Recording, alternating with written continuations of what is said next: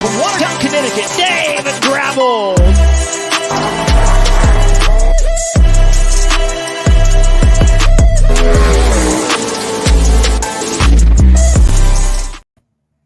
What's going on, everybody? David Gravel here. We took a weekend off. Hopefully everybody enjoyed the holidays. With Christmas and New Year's, it's a hectic time. I flew to Connecticut for about 6-7 days and really enjoyed time with the family in Connecticut. Came back home and just kind of getting settled in. We de-Christmased the house, got all the decorations gone, and we're all settled in now at home, and really excited for tonight. Obviously, we got Kyle Larson on the show tonight, but first I got to thank Moose's LZ Bar and Grill and Marlowe's Metal Fabrication in Pennsylvania. If you ever need any metal fabrication stuff in PA, please hit up Marlowe's. Both of their links are in the descriptions. If you want to check out their website, Moose's has great burgers, great food. They got a great variety of stuff. So please check out those guys. They support me, make it all possible to do this. And, hopefully we'll promote their business and get new customers for them. So very excited for tonight.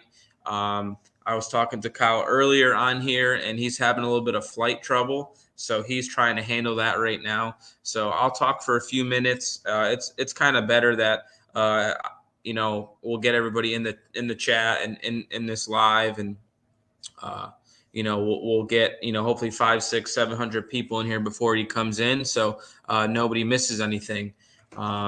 We'll be talking about obvious things, the Chili Bowl. Why is he not racing it, or what's his future 2023 plans, like what's his schedule, what's he going to do as far as late model sprint cars, who else knows what's going on.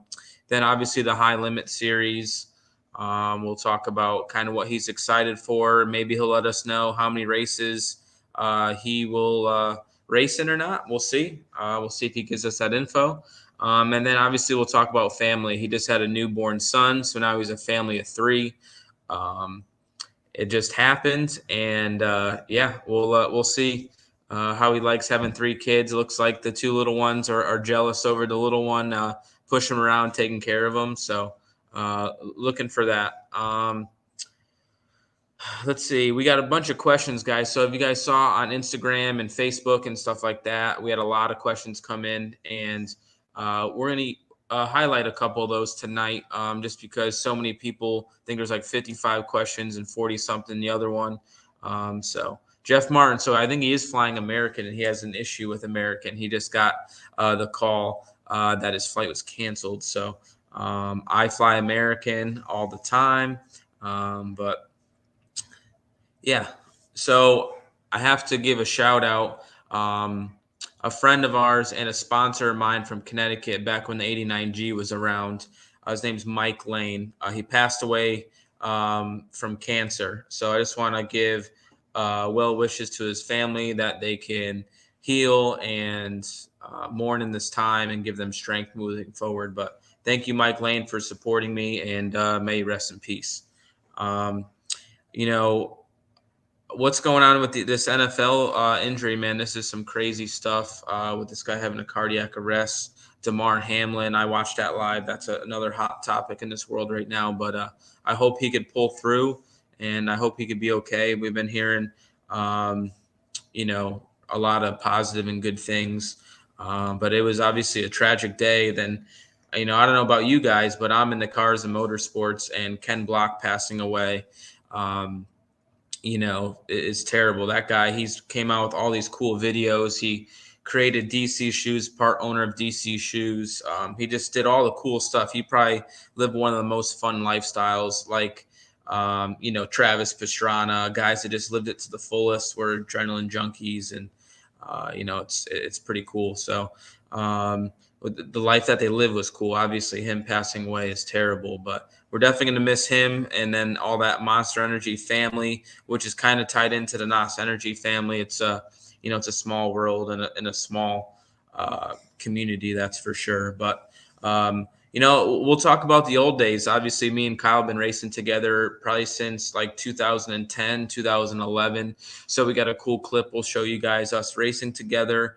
Um, yeah, I mean, Ken Block made a lot of people happy. He did such cool things. I rode snowmobiles. They're dangerous. My mom's gotten injured on a snowmobile. They're so fast. And obviously, whatever happened must have been a freak accident. But it's awesome to see we got 745 people in here right now. While Kyle's not here currently, we will talk. Please give this video a like. You have to exit out the chat to like the video. And then you could also share, get the link, and post it on your Twitter, Instagram, Facebook. Whatever you like. And if you share that for me, that'd be great. I think we had like 1,266 viewers at one point. That was the highest amount. So we should hopefully beat that. They should be calling me anytime. Hopefully we could get started though until they call. Yeah, so I guess we'll bring Kyle in, and if he does get a call, we'll probably have him come out, and then we'll probably have him come back in, is what we'll do. So, yeah, we'll talk to Kyle while we can, and he'll probably go away for a few. But yeah, let's get it started.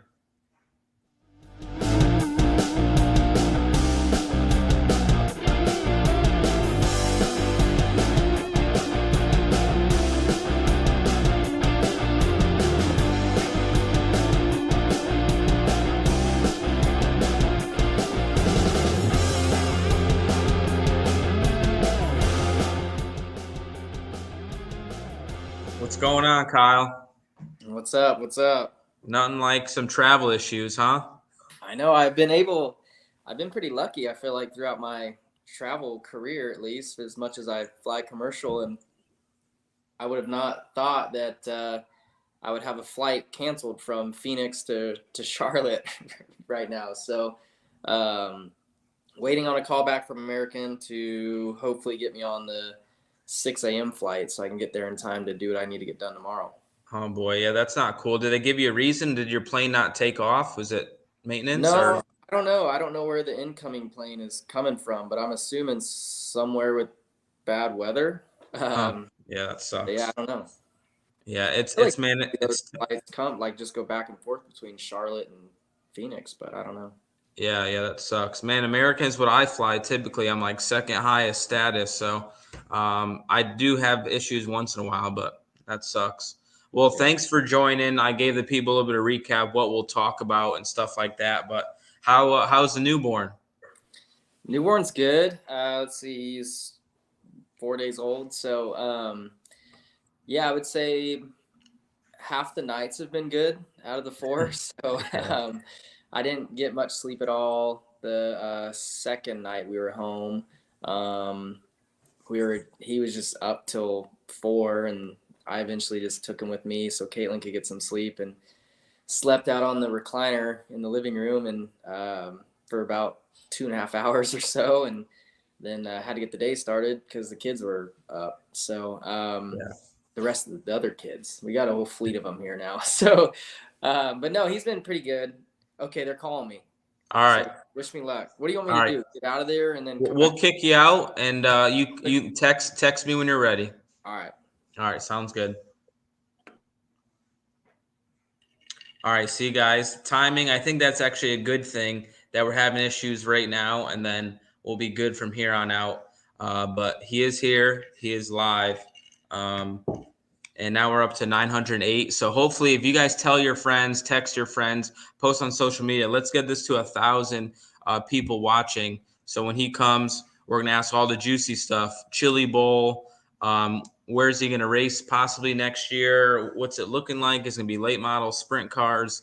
Is he going to tame it back like he did at the end of the season? We'll talk about the High Limit Series. We'll talk about his family a little bit more. And then we got a cool clip, old racing clip with us together.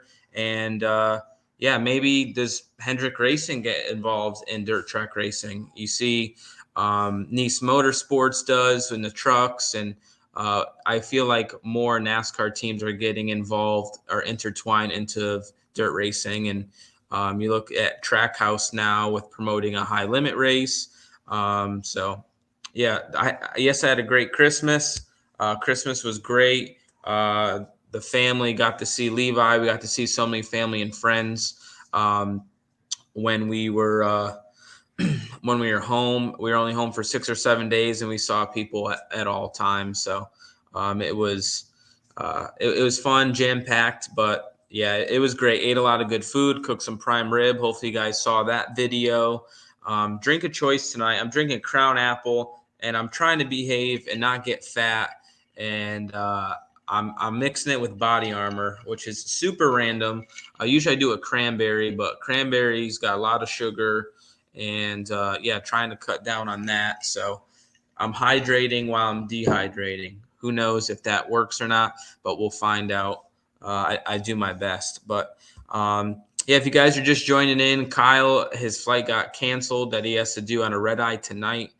So he's going to try to get on the flight in the morning. Don't know if that's going to happen or not, but he's on the phone with American right now. So that's what's going on. So please stick around. Like I said, tell your friends. If you want to exit out of the chat, hit the little X and then give it a thumbs up. And let me know what's going on, guys, in the comment section. How was your guys' holidays? Did it snow? It was record colds when we were gone in Florida. Buffalo got hammered with snow. It's pretty crazy. So,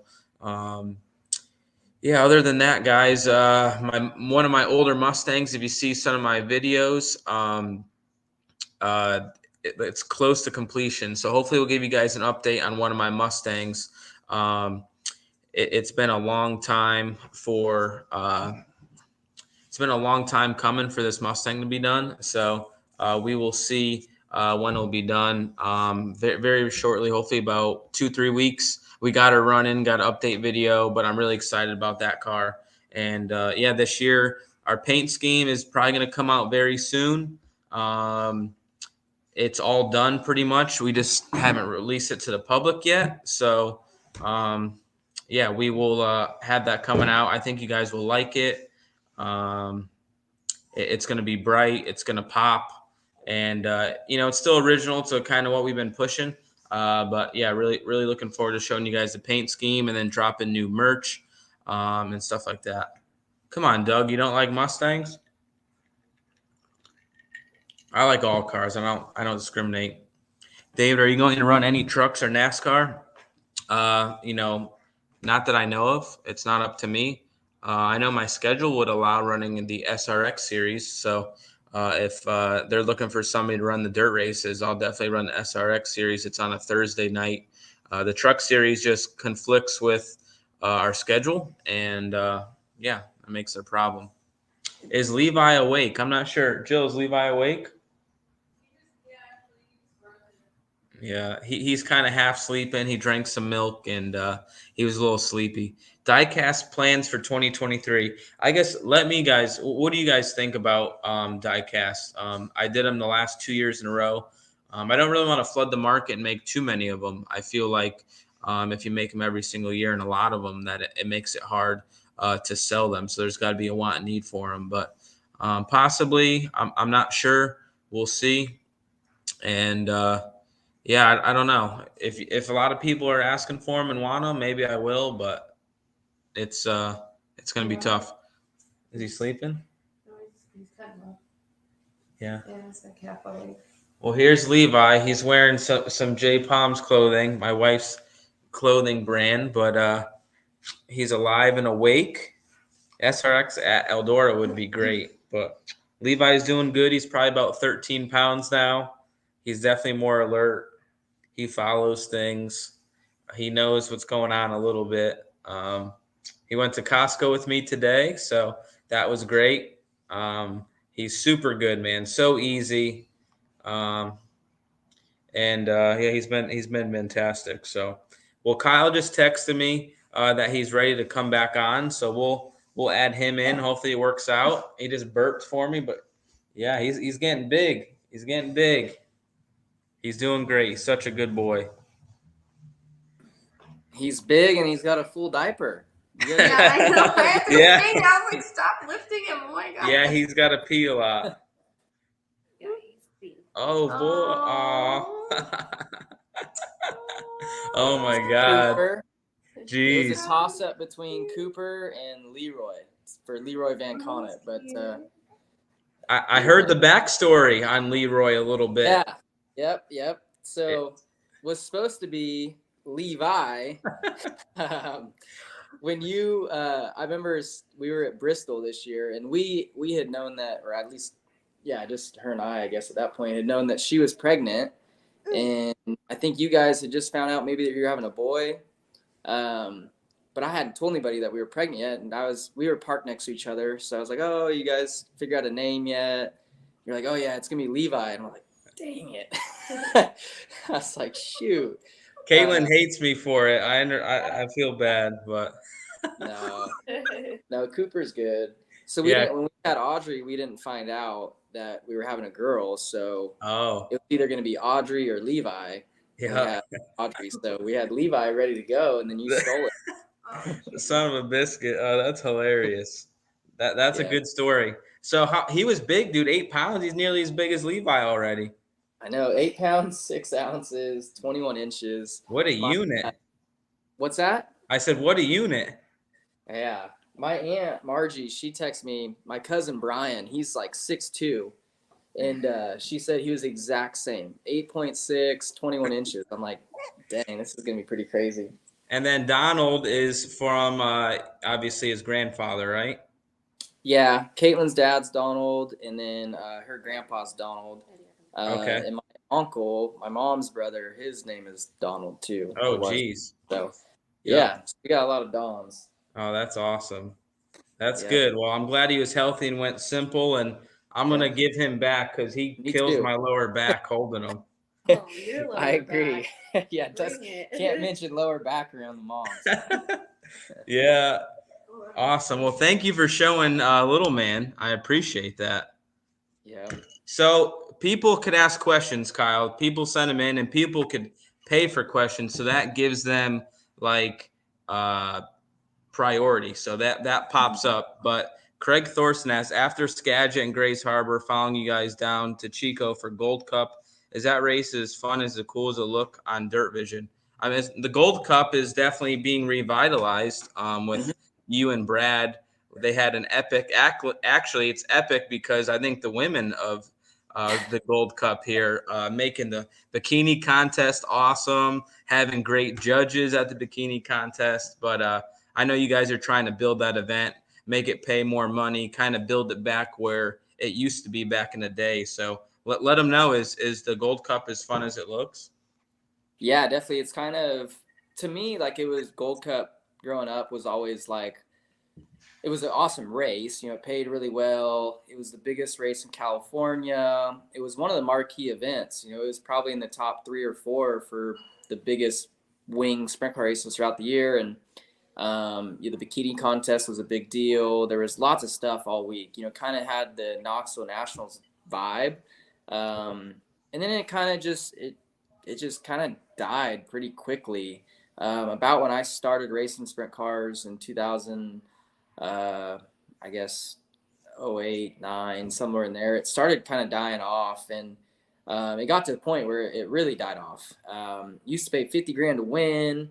I think I won it in 2011. It went from 50 in 2010 to 12.5. It was 12 and you won? Yeah. Yeah. So it just kind of lost its luster a little bit, and you know, Brad has worked really hard. Brad and Rachel especially have worked really hard, and Colby and Candace, and even Caitlin, myself a little bit, but just trying to make Silver Dollar cool again, and especially the Gold Cup. You know, Trophy Cup's kind of been the marquee event now for the last decade or more, and trying to get Gold Cup back to what it used to be, if not better. So I feel like we did a really good job this year. With splitting the fields. I know that was probably weird for maybe not the fans, but the outlaw teams. But then, you know, the bikini contest was fun. We had Tim Duggar come and perform the concert. So I thought on the promotion side, we did a really good job. And I hope we kind of see those see the changes that we made and see the benefits from it, coming up this September for the Gold Cup again. Yeah, man. I think you guys definitely made progress in, getting the car count again. I feel like we always had a decent car count, but there was a couple years that really struggled. And I think there was more cars at the 360 events before, whatever you call that. Maybe it is part of the Gold Cup, but it just seemed like 410 racing on the West Coast, it's not really the Gold Cup's fault. I feel like California and Washington were trying to push towards 360s. And now with Kevin Rudeen at Skagit and then Brad's mentality and your guys' mentality to bring back 410 racing, I think it's going to take a year or two, but I think it's really going to snowball and get big here in probably a 2-3 year period, in my opinion. Yeah, no, I definitely agree with that. I mean, you can kind of see it throughout the country, really. ASCS was growing so much there for a while. I mean, it was a pretty big deal, I feel like, to be an ASCS national touring team. And 360s have kind of not necessarily died off. There's still tons of them throughout the country. But as far as big events and the best drivers and teams, they're all in 410s. And California's just kind of always, I feel like, been behind. The West Coast in general, as you mentioned, Washington. So I feel like, having Kevin Rudeen and Brad involved now, it's really changing and changing quickly. So like even the split fields and stuff at Chico for Gold Cup, I remember when Brad had mentioned that, I was like, man, that's dumb. Like, it doesn't, like, why would you do that? We're not going to have enough cars. It's going to be weird. And but I think, as he mentioned, and what was true was splitting the fields. It gave those local teams, feeling that they had a shot to make the main event at a World of Outlaw race, and I think that really helped grow our car count to be able to split it. So Brad's really smart and he's really passionate about the sport, and it's all he cares about, really. Not all he cares about, obviously, but he cares deeply about it, and he's always thinking about it, always on the phone talking to people about how to make the sport better and all that. So he's definitely done a good job with Silver Dollar and all the other stuff that he's got going on. He's the Buster Moon. I call him Buster Moon. I don't know if you've watched Sing yet. You just became a dad, but you need to watch Sing 1 and 2. And Buster Moon is Brad Sweet.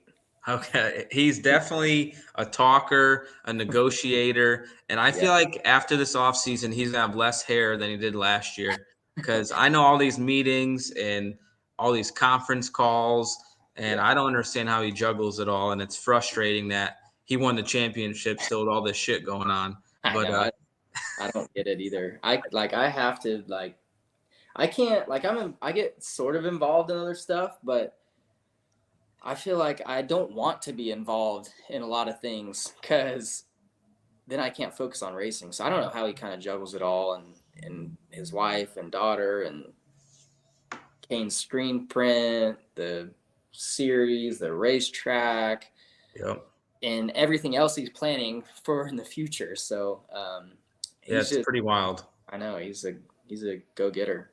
Yeah, that's for sure. So we got I'm Sick Kid here. He says, with the COVID year, the ASCS or ASCOC, so the All-Stars, hosted some amazing races at tracks that were open. Has the High Limit Series looked at hosting a race at tracks like Red Dirt Raceway, where Larson put on an amazing show? Yeah, definitely. So Red Dirt. So when we got talking to Brad and I, and we were going to do this 12 race series, that was one of the first things I mentioned. I was like, man, I would have never thought going to Oklahoma, we would have had the crowds that we had. And it was, I mean, maybe it was COVID, everything was pretty big that year, but Oklahoma never sees 410 sprint car racing. So the crowd was massive. Red Dirt Raceway was a great track. I think it was myself and Reitzel and Dietrich. Maybe, I don't know if it was Dietrich. It was a super flat, really wide one, right? Monster curb, really wide. Yep. Awesome racetrack. But yeah, Red Dirt was on my list of tracks I wanted to go to, but just geographically didn't make sense this year. Yeah. So I definitely want to get back though, if we can make it all work. And there's a great fan base in that area. So I mean, everywhere we went that year in 2020 was packed. So yeah, Oklahoma I think is a great place and a region that I want to bring 410 sprint car racing to. Yeah, have you ever been to Salina? That place is intense. It's real No, fast. that It's was cool. also Salina. That was also on my list of tracks. I've never been there, but I've watched on Dirt Vision. I think maybe Shane Stewart when he was racing for us, he'd won there. Looks awesome. So Yeah, it's super cool. yeah. Yeah, no, as you can see too with our schedule, like I wanted to keep the tracks kind of small, so Yeah. or under a half mile, and Red Dirt and Salina fall into that category. So yeah, I want to. Well, this is an obvious question, but this at the Sprint Car Guy 57, so he's obviously a Kyle Larson fan. He said, "What are your thoughts on Eagle Raceway, Nebraska?" So again, talking about the high limit schedule, that was the first track that I had brought up that I said we have to go to. Really? Wow. Yeah, just because I mean we went there in 2017 maybe, and I ran for Ricky, Yep. and I guess it was Matt Wood, maybe his co-owner at that point.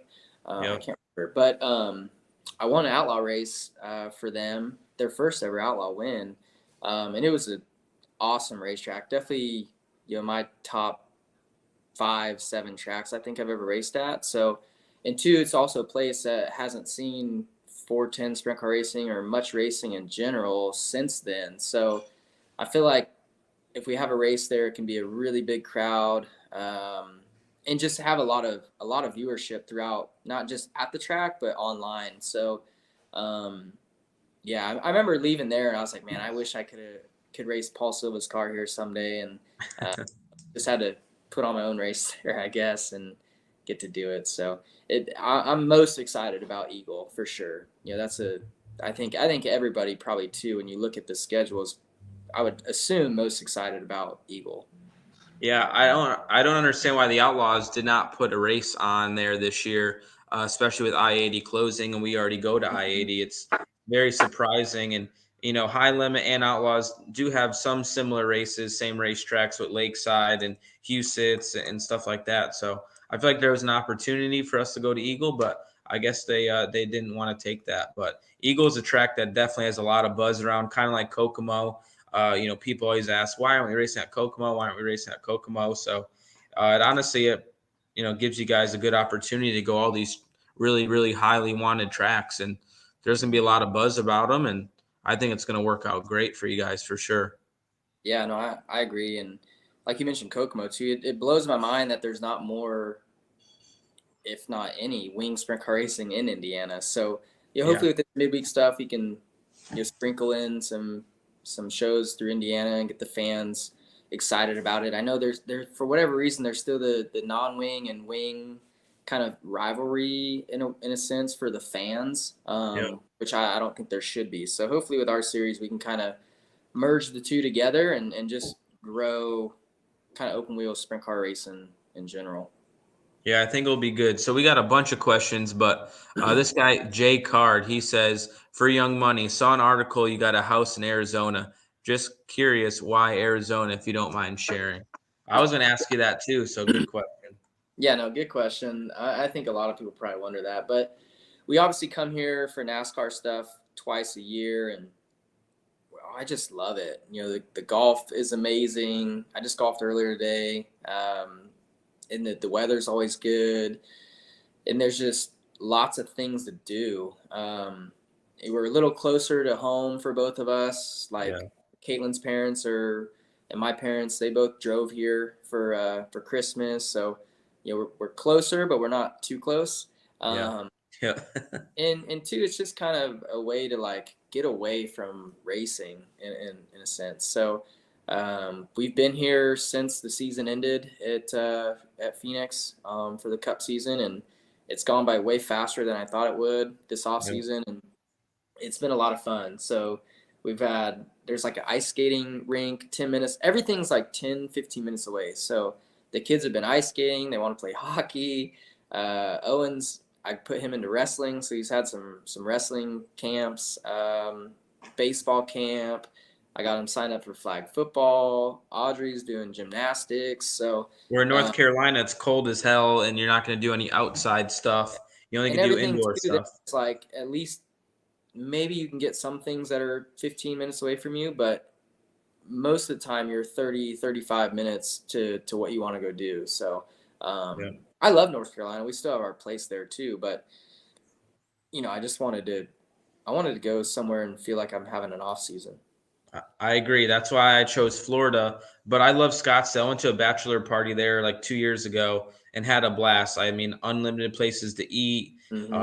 Just obviously good climate. I went to a golf course. I don't even remember the name, but it was super nice. Obviously, golf's important to you. And what's the temperature been lately, like during the day?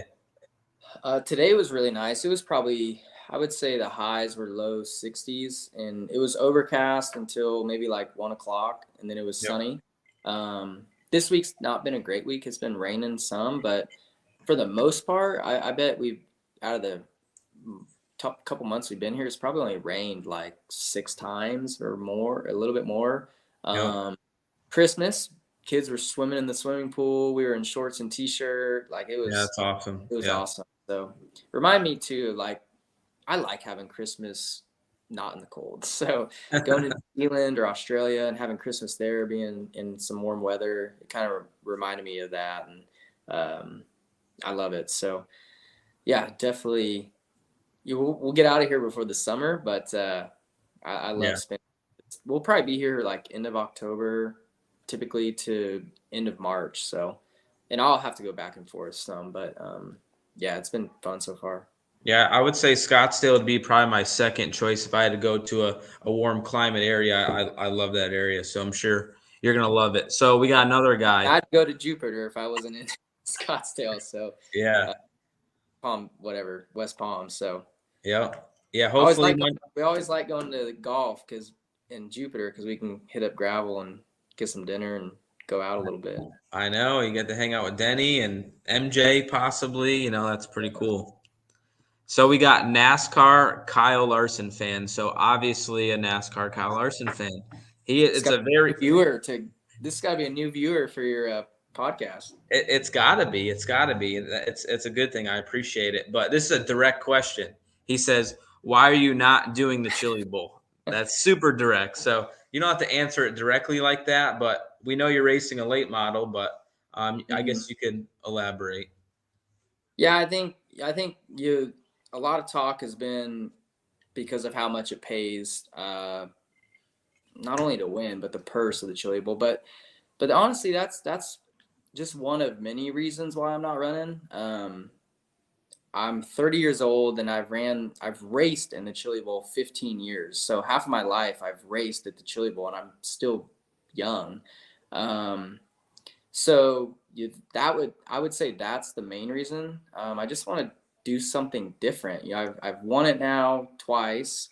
I just want to experience another race, or I don't even have to race that week. I honestly, if Caitlin wasn't pregnant, or having a baby this time of year, like I wanted to go on vacation during the Chili Bowl, just go do something different. But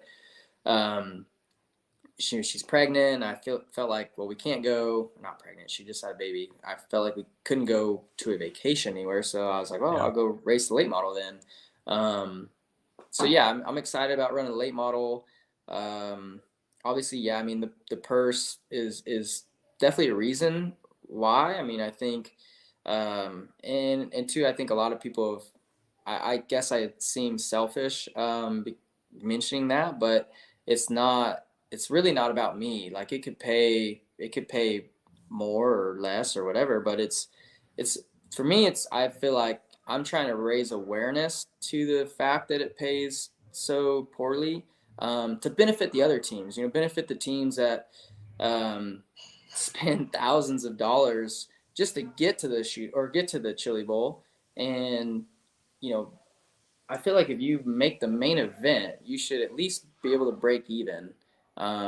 Where if you finish second, you're not even breaking even at the Chili Bowl. So, and don't get me wrong. I mean, I have always felt that Emmett and the whole Hahn family deserves to make a lot of money on the event because they've risked and sacrificed a lot to get it to where it's at. But I think just the cost of everything has gone up a lot here in the last couple of years, and the purse is not. So, yeah, I guess it kind of irks me that people think like it's about me, because it's not at all. It's just really about raising awareness to it, to hopefully see a change to benefit the teams who are ultimately the ones kind of putting the show on, and I think at least the A main event starters they deserve to get to earn what they're worth. Yeah, I agree. I mean, if the race paid 10,000 on a prelim night and 30 or 50,000 a Saturday night, that does not change your life. You're not relying on the Chili Bowl to make a living. So that's why if people get upset that you're saying it's about money, to me, it's more for the guys that bring their own car that are rubbing nickels together to get there, or they're pulling all their money together. Maybe they only race 1 or 5 times a year, and the Chili Bowls are one event. And it's just too damn expensive. And then they make the Chili Bowl another day longer. So you're there for 8 days. Like, I'm not racing Chili Bowl this year. Yeah. Hotels have gone up, fuel's gone up. Yeah, just you're now it's going to be 8 or 9 days that you're gone, and then if you're driving there, it's probably more like 10 days. So it's a lot. I feel like that it's been a super successful and prestigious event, and we all love the event. Me and you have The a only great one that time. made money at the Chili Bowl was you, Brad, and Baston. Yeah, it was a great deal. It ended, but I got to think. Than me. I know. That's not a brag, but it was nice. RMS did a great job and took care of us very well. But I think they want to win the Chili Bowl, and I think when you have so many cars, it's kind of hard to win the Chili Bowl unless you're, Keith Coons, who've done it for so long with that many cars. But yeah, I mean, I feel like people get all up in arms about the Chili Bowl, but you're not going to have you and possibly Christopher Bell and Brad Sweet, and I don't really matter in the midget world, but there'll be a good handful of people that don't go this year, and I think it will be still an awesome event. But I just think what's right is right, and I don't know how so many teams come back every year that probably can't afford to do it and still do it. Like, I applaud them that they're just so addicted to try to make the show. You know what I mean? They just keep coming back year after year. And after you accomplish those things, then maybe the want and need isn't as strong. So I always said, like, I always told my friends and people around me that I was like, man, because I had gotten so close to winning the Chili Bowl, but I'd already thought about not, like, I don't want to say I didn't want to race it, but I was already like looking forward to the next thing after I won the Chili Bowl. So I always said, like, I'm going to race the Chili Bowl until I win, and I'm going to race it until I lose, and then I'm going to go do something different. And that's kind of what happened this year. So, I didn't win the Chili Bowl this past Chili Bowl, so want to go do something different. So, but yeah, no, I love the Chili Bowl. I'll definitely be back to the Chili Bowl, whether it pays 10 grand to win and $500 to start or $1,000 to start in the future. But I just want to do something.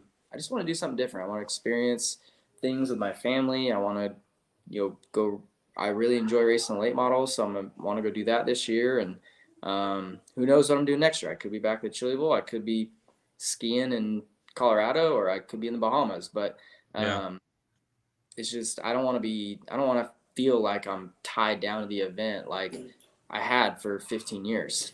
Yeah, no doubt. Like, I feel like it's a relief that you get the extra time to be home or go do something different. But obviously, having a newborn child, you really can't go on vacation. I can't go on vacation because of those reasons. But sometimes it's refreshing not to race. And I don't know, at the end of this past year, you really stopped running the sprint car and late model cold turkey. I feel like later in the season to maybe focus on the NASCAR thing. But I know it's easy to get burnt out. I always said, like, I don't know how you don't get burnt out running 100 races for, probably 10 years in a row. You probably did between all the disciplines. So it seemed like there at the end of the season, you wanted to slow down a little bit and maybe enjoy the family or just relax. And is that true?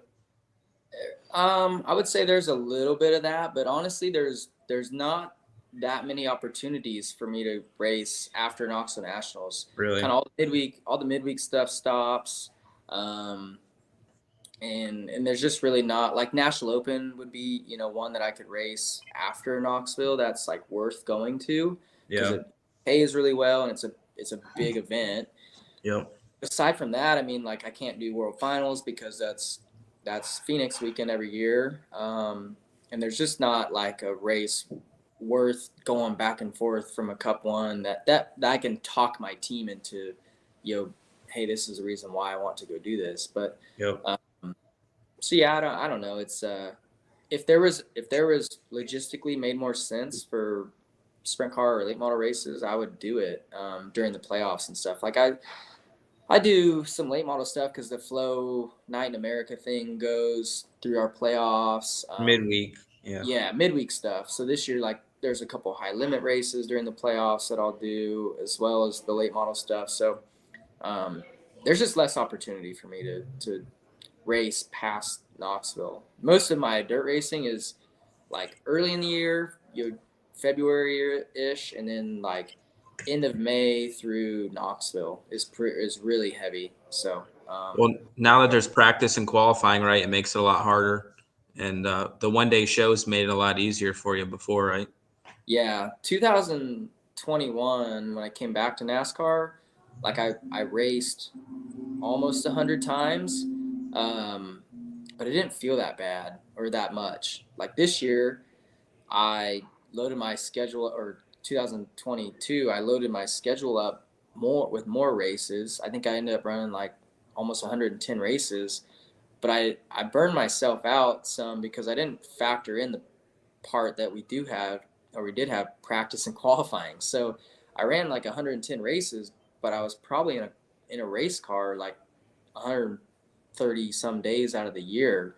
So I was pretty burnt out throughout about the end of summer. Like I just wanted a break. And two, once I send my schedule to Paul or Kevin Rumley or whoever, like I feel like I'm committing to that, and I try to send it out as early as possible. Especially with Paul, it's hard for me to uncommit because he's got to split time with Lori and his daughter, so he's got to send out that in advance. And so once I commit, it's like, man, I'm committed because he's committed.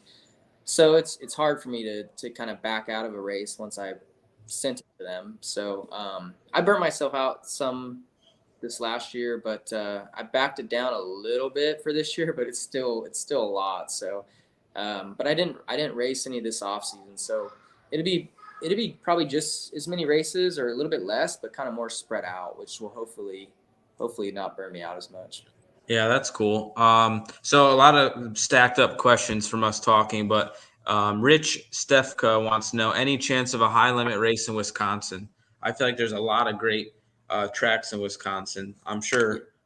So yeah, another one that I had mentioned, because in 2020 when I was doing all my sprint car racing, the crowd was huge and the vibe of it was cool, and was Plymouth dirt track. I think it's a fairgrounds maybe, but it was huge. That was like our biggest t-shirt sales of the year was there. It was packed. Cool track, small, flat, great racetrack. Just again, like for this year, it's hard. Like, yeah, I listened to Brad on here, maybe some other interview, and he said like logistically it was the hardest. Building the schedule was the hardest thing he's ever done, and it's true because when you're only picking 12 races, and there's hundreds of racetracks or thousands of racetracks throughout the United States, like it's hard. So just didn't work out this year, but hopefully in the future we can get there. Too, again, like, NASCAR's not racing Road America this year, so that track's only like 15 minutes from there. So I wanted to like try and work it around the NASCAR weekend, but it just doesn't work out. So I would love to get to Wisconsin. We talked about Angel Park, Plymouth. Is there that Mississippi Thunder or something at the late models race there? It's like really badass in Wisconsin. It's something like that.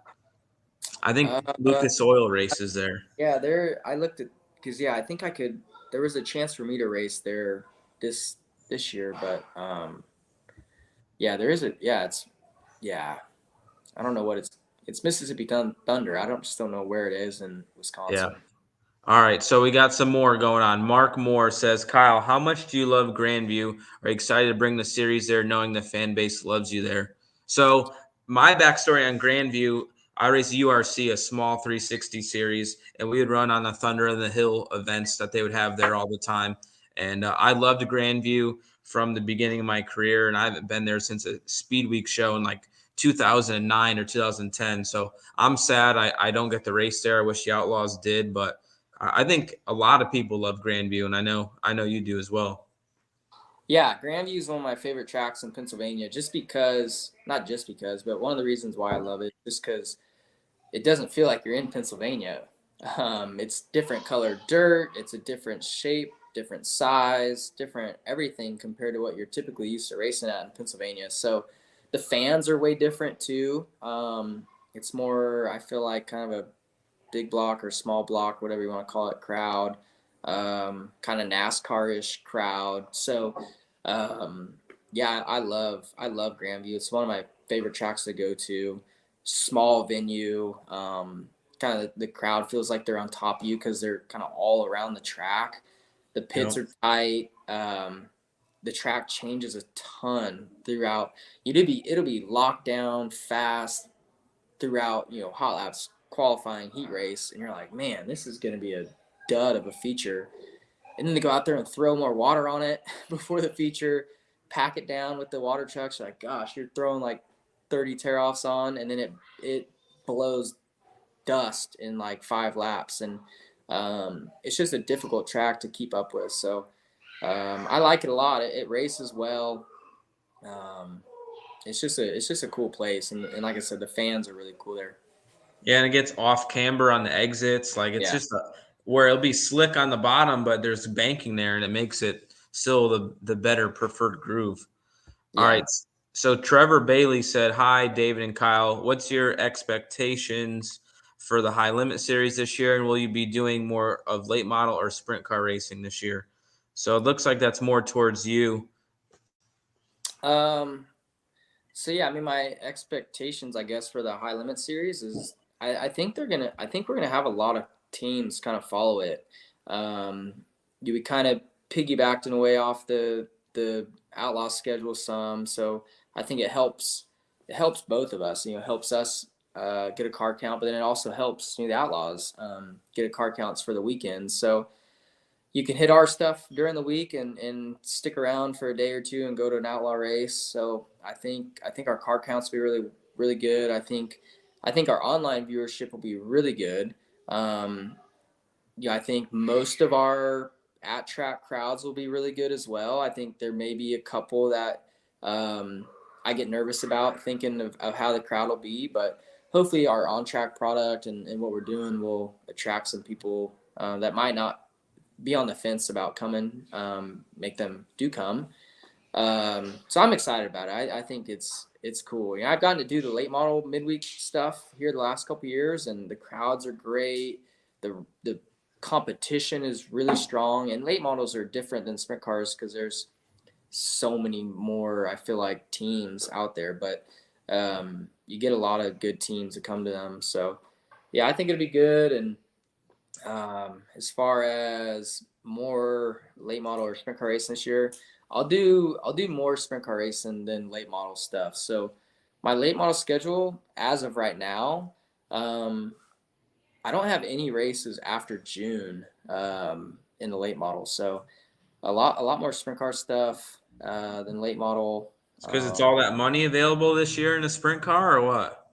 That's a small reason. I mean, there's still, I feel like, more money to race for on a weekly basis than in late models and sprint cars. Sprint cars just have some really big events this year, but yeah, no, I don't know. I don't know why it worked out that way. I love when the schedules come out because I get my Excel sheet and I plug in all the options of races that I can go run and add and delete and copy paste stuff like that. And it changes daily, my schedule. But for whatever reason, I don't have any late model races currently scheduled after June until like November. But yeah, no, it's Paul. I think Paul likes to see it that way. Paul gets jealous. Paul gets very jealous of the late model. No, not Paul. Paul's so easy. Paul is the most, as you know, Paul's the most like, he won't admit it, but he's so sensitive. Yes, is it you or the car? Oh, yeah.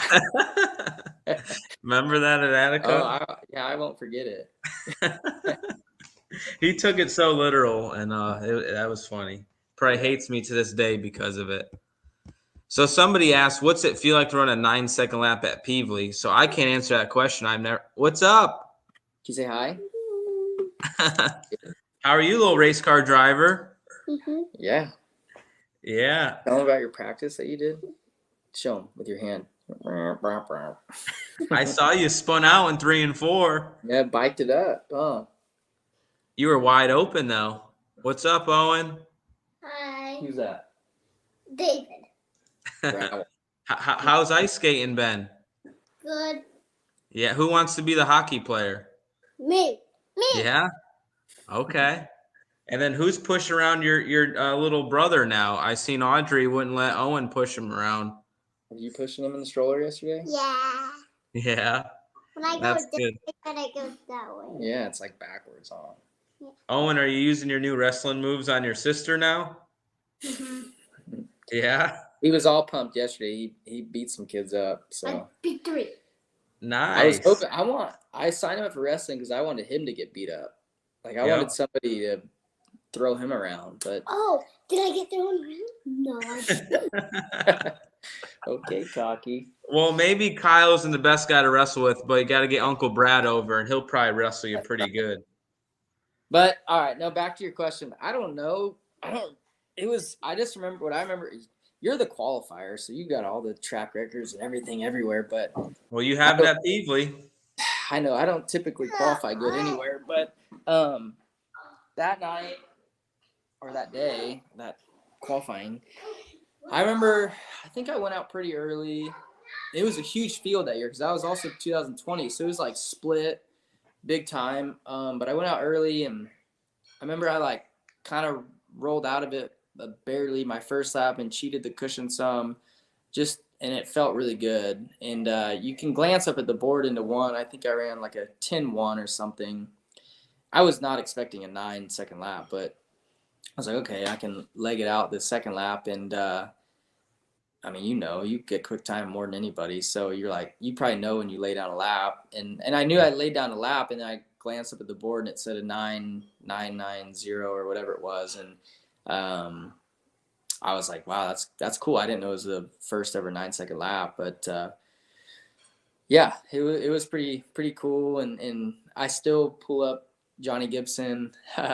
His voice kind of cracked when he said a 9-second lap track record. So that was cool. That was definitely like the beginning. Yeah, that was right after all the stuff happened in 2020, and yeah, that was a pretty special moment. That quick time that night. That was kind of the beginning of me getting over everything. I felt like at the time. We have a lot of other questions, but I want to stem off of what you said there. Like with the lows of what happened in 2020, and then you see where you're at today, or even after 2021 and you're a NASCAR champion, like, you could do it. You have the capabilities to do it, but probably in 2020, you probably thought it would have never been possible to win a cup championship. And then in one season, it happens and you do it in the first year, and you're driving for one of the top powerhouses in all of NASCAR. Obviously, you idoled Jeff Gordon when you were younger. You had somewhat of a relationship with him, and like to drive for Mr. H and all those things. I mean, I'm sure everything that has happened has probably made you a better person, a better man, a better father. But like, I mean, it all worked out, and I mean, it was probably just a great learning experience. Yeah, no doubt. I think it's honestly weird to say. Caitlin and I have both said it a handful of times, but like everything that happened in 2020 with my mistake, like was good. Like it was a good thing. it helped us all grow up. Yeah, I mean, we grew up quickly. We'd already had 2 kids at that time, so I feel like we were already felt like grown up more mature, but obviously not. But grew up quickly, and I would have never thought that I would be in the situation that I am now today, less than 2 years ago. So um, it's pretty crazy. It was a lot of hard work, not only on my part and Caitlin, and but a lot of people that kind of stick behind me and believe in me through those tough times. And um, it was I don't know, it was weird. It's kind of like a blessing in disguise. Like I got to spend more time with my kids and my family that time. Um, I'd always kind of said like, man, I wish I could leave NASCAR for a year and go race sprint cars and come back. And it kind of just naturally, not in a good way, happened.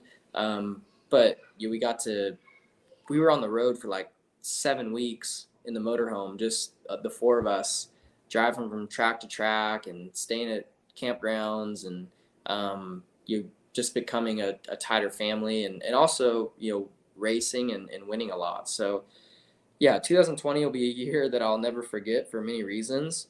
Um, but then, yeah, it led into 2021 and getting a race for Rick Hendrick and Jeff Gordon, as you mentioned, who I grew up idolizing. So, and then winning the championship later on that year. So pretty crazy. It doesn't even seem real a lot of times, like how it's all happened and how fast it's happened. And, just when anything bad happens to you in life, I think you can, at least now, I can always believe that everything happens for a reason. So, because I don't know, if it didn't happen, if what I said was in 2020, if that didn't happen, like I don't know if I'd be at Hendrick Motorsports today. Maybe I'd be at Ganassi still. Maybe I'd be at a different team. But it happened, and it happened for a reason, and now I'm a NASCAR Cup Series champion and a better person because of all of it. So, yeah, pretty wild for sure. And it's just amazing how dominant Hendrick was that year. I mean, I forget how many wins you guys had as a company, but that was just insane. And it was a power move by Hendrick. They had the balls to hire you to make it all happen, and you made it all pay off by a lot of success. And now things are great, and we've all moved on. So we got a lot of questions, Kyle. We're just gonna go short answers because obviously I don't want to keep you all night long, and then these people. I got nothing to do, so. You don't got to fly tonight. Got the baby under control, so. Oh, that's good. Well, still, there's a freaking lot of them. So these guys are amped to talk or ask you questions. They probably don't get to really ask you questions. So, keep the answers. You can answer however the hell you want. If you want to talk for a minute or 5 or 10 seconds, I don't care. Doesn't matter. We'll leave it up to you. But we said, hey, you all really enjoyed this time you both have taken. Curious if Kyle will run the late model at Eldora for the Dream or the World 100. No, I'm not able to this year. I think during the World, I'm at Chico, silver dollar. And then is the Dream might be the Huset's weekend. Okay. So I definitely don't want to miss Huset's. If I'm wrong, there's a reason why I can't do the Dream, but I can't remember. There's a big sprint. There's got to be a big sprint car race somewhere. Maybe it's got to be Huset's or something like that. But yeah, so no, I would love to win either of those someday in my career. I think I get asked a lot, like, what's the next race you want to win? And I mean, it'd probably be like National Open and the World and the Dream. So hopefully someday I'll get the chance to go race those and win them. Sounds good. Brandon says, let's get gravel in a super late model. I mean, I felt like the 6 car had a perfect opportunity to put me in at the million at Eldora, but it didn't happen. But that's all right. But man, I don't know if I'm ready. I didn't have the balls that Sunshine did, or maybe some of these other guys. I feel like I want to be prepared, like maybe go run a lesser race or go test. But I think a place like Eldora, something that's wide, man, like a super tight little track, I feel like it's probably got to be harder to get that thing turned. Yeah, it's yeah, I feel like Eldora is the perfect track for a guy who has not ran a late model to go run one, because you kind of just run it just like you'd run anything else. Like Eldora is Eldora. You're still gonna, move up the racetrack, arc your corner, stuff like that. I think, um, yeah, I don't know, but yes, I mean, the differences come. I feel like when you get a double file restart and that place is glass slick, and you go in there and you have no side force, and that's like where I still, after racing late models for a couple years, like still struggle, especially when I go to Eldora. But um, I think like there's all sorts of wing sprint car guys that would do really good in a dirt late model. I feel like you probably more than others too, because like you're really smooth. You got to be you're good at being like aggressive and smooth and hitting your marks every corner. And I feel like your driving style would fit a late model really well. Like even when you run a midget or a non-wing sprint car, like you adapt really quickly. So I feel like you would adapt quicker than most wing sprint car guys would. So I would love to see more transition. It's just when you're a full-time outlaw guy, like you're pretty committed to that, and you can't, like, you don't have the time to go test or to go like commit to getting good at it. I appreciate the plug there. I feel like I would be okay at it, depending on the track and conditions. But I saw PPM at Charlotte qualify good, and then he was horrendous in the heat Yeah, race, and then struggled from there. So I know, like, you just wouldn't get in it and be yeah. amazing at it. But Qualifying is just like qualifying a sprint car. You just hold it wide open and don't turn your hands much, and you just go as fast as the car will let you go. But yeah, like I watched that too. As soon as you drop the green, it's a different story. Just like if a late model guy was to get into a sprint car, it would probably be a much harder transition, way yeah, harder than any late model guy probably thinks, because you're going way faster in a sprint car.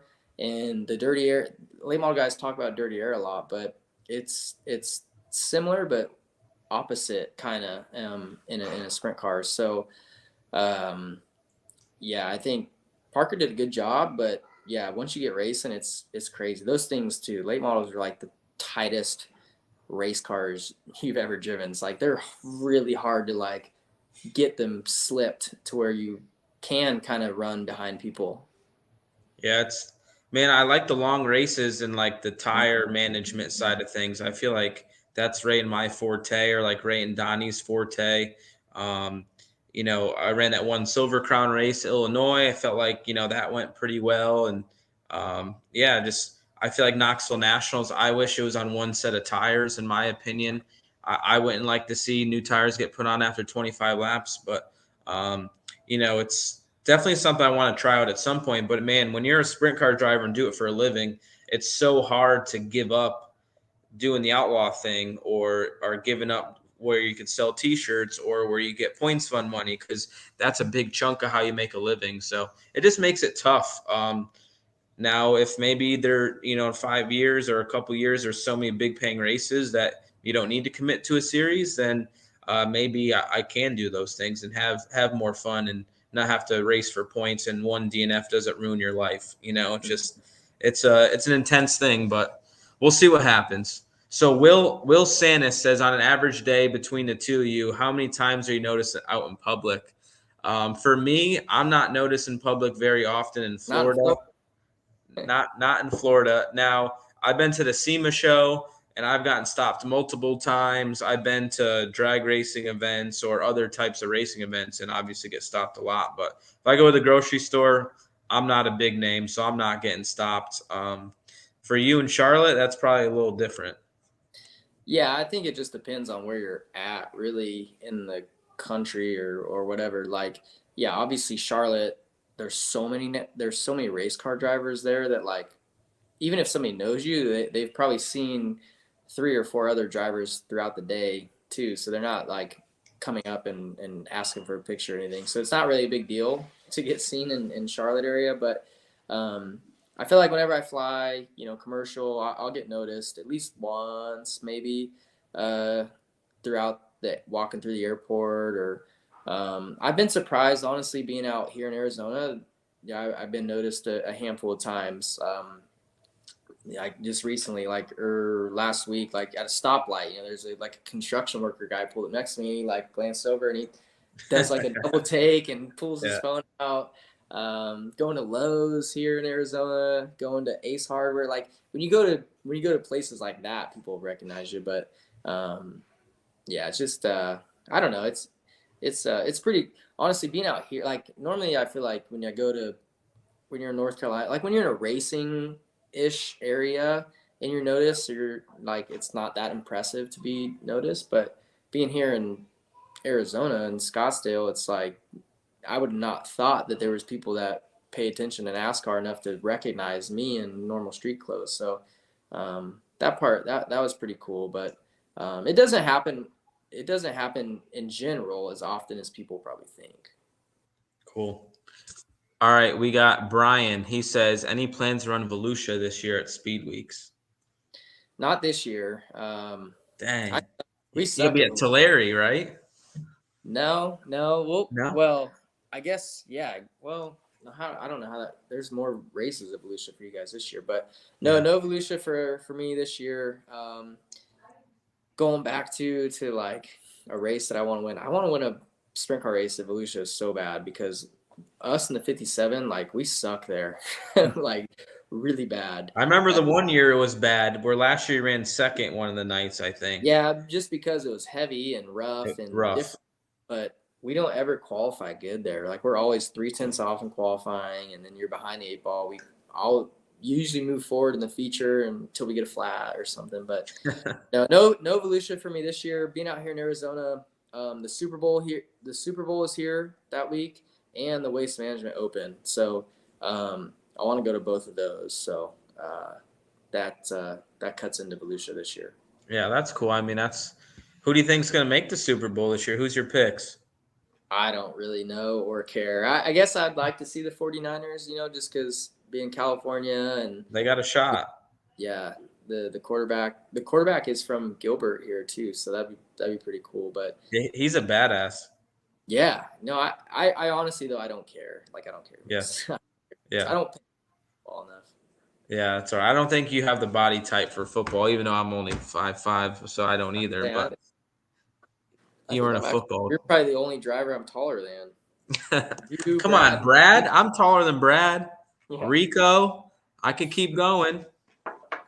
Yeah, you're still more athletic than me, though, even though you're shorter. All right. Let's see. We got Terrell says, Kyle, thoughts on your win at River City Speedway through the infield a couple years back, and thoughts on that? I gotta blame that on Logan Schuchart. I think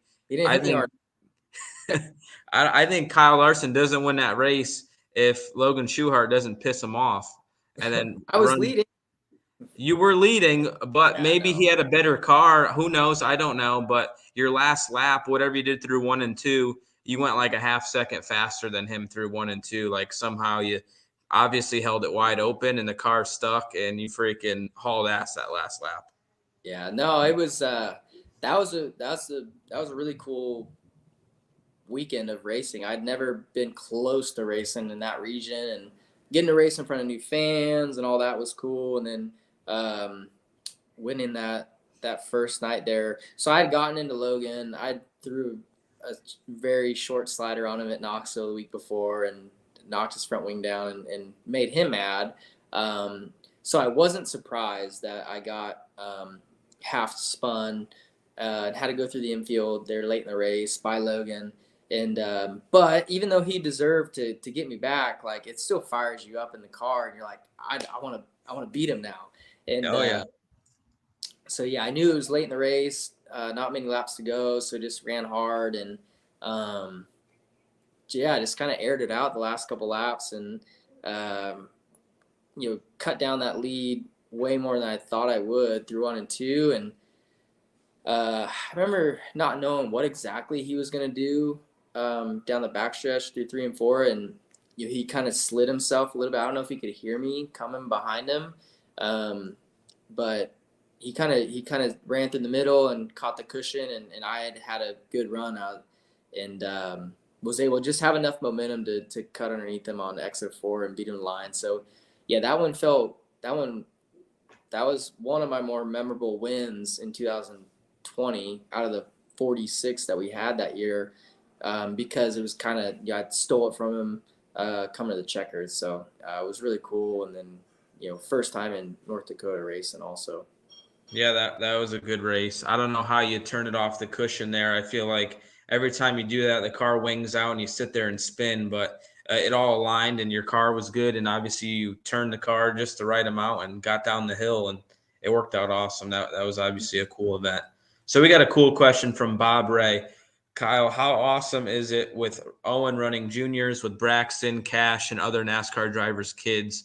Will High Limit have juniors running at any of the events?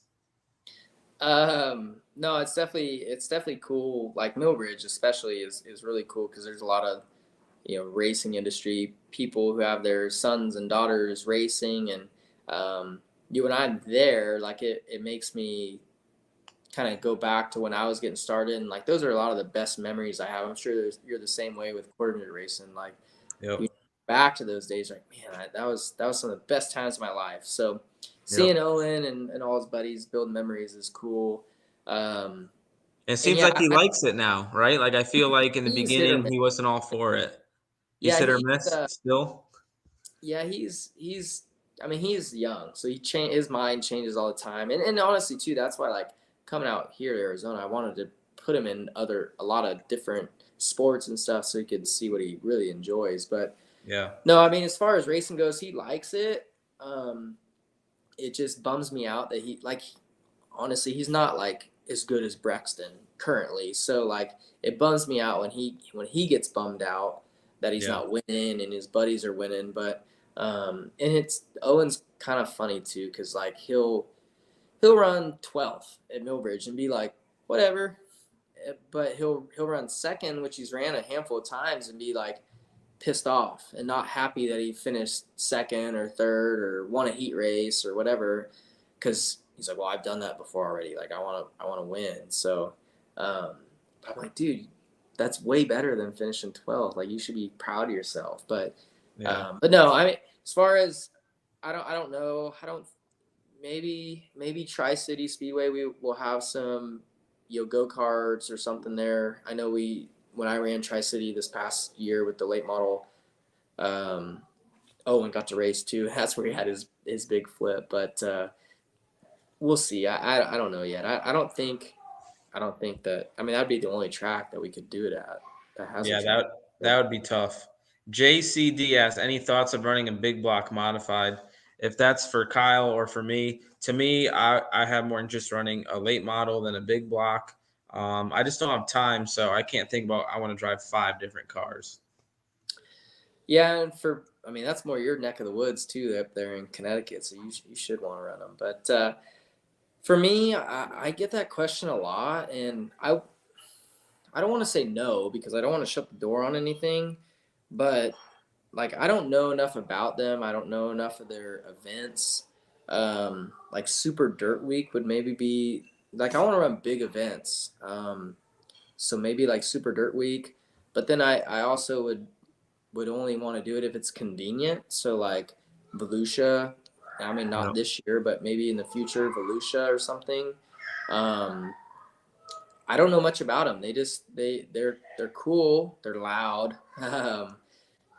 They kind of big blocks to me, and I'm probably way wrong, and I hope I don't offend anybody, but I feel like they're like a decade and a half stuck in the past. Like the way the cars look going around the racetrack with the left front in the air, and just like how floppy they look. Like they just look like 15 years behind the times, but maybe they're ahead of us. I don't, or ahead of the rest of the dirt racing. To my knowledge, they've adapted to the late model suspension, to my knowledge, that like underneath they're a lot like a late model currently. I don't know if that's true or not, but maybe being center cockpit and maybe like where their weight is on their car maybe carries their left front more. But I understand they look different. I feel like whoever does the graphics for late models and modifieds, everybody's looks the same. Like everybody's looks cool, I feel like. but they all look the same in my opinion. Big blocks look old school to me. Like they got 3-digit numbers, and Yeah. it's just it's Yeah. different. But I don't know. I would like to do it someday. It's just it's not like up at the front of the list currently. Yeah, for sure. Shark bait for Kyle. I live in El Paso, and I was wanting to challenge you to a round of golf during the week of the Wild West Shootout. If you're not scared, we don't know who Shark bait is. You're a little Finding Nemo guy here, so you got to have a real name.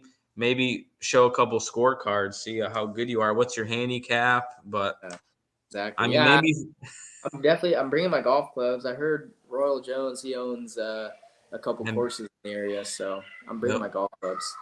Yeah, Royal's a good dude. I'm playing okay for me right now, so I know you're pretty good. So I'm not that good, but maybe for an average golfer, I'm good. I'm almost a single digit again. So yeah. Right here. Who's better, Kyle or Lance? Have you played head to head with Lance? So yes, I have a lot, and I don't think I've ever beat him. Maybe I've beat him once. It was because he was really bad that day. But Lance is a better golfer than me. You can look at like the handicap stuff. Like he's a lot better golfer than me. I think he's like a 7 or 8 or something typically when we play, and I'm typically like a 13. Oh wow! But when I play Lance, like I want to beat him so bad so that I focus, and we've ended up tying like 3 or 4 times that we've played, and it's usually me shooting low to tie him like a 80 or something. So which is low for me, but he's definitely a better golfer, but he plays more golf than I do too. I think he's got a job, but I don't know. As much golf he plays with his boss, so they get to golf a lot. To me, I would never think he'd be good at a stick and ball sport, but am I right in the assumption is like Steady Eddie always hits it on the fairway and like maybe not real far, but it's always, consistent, I guess?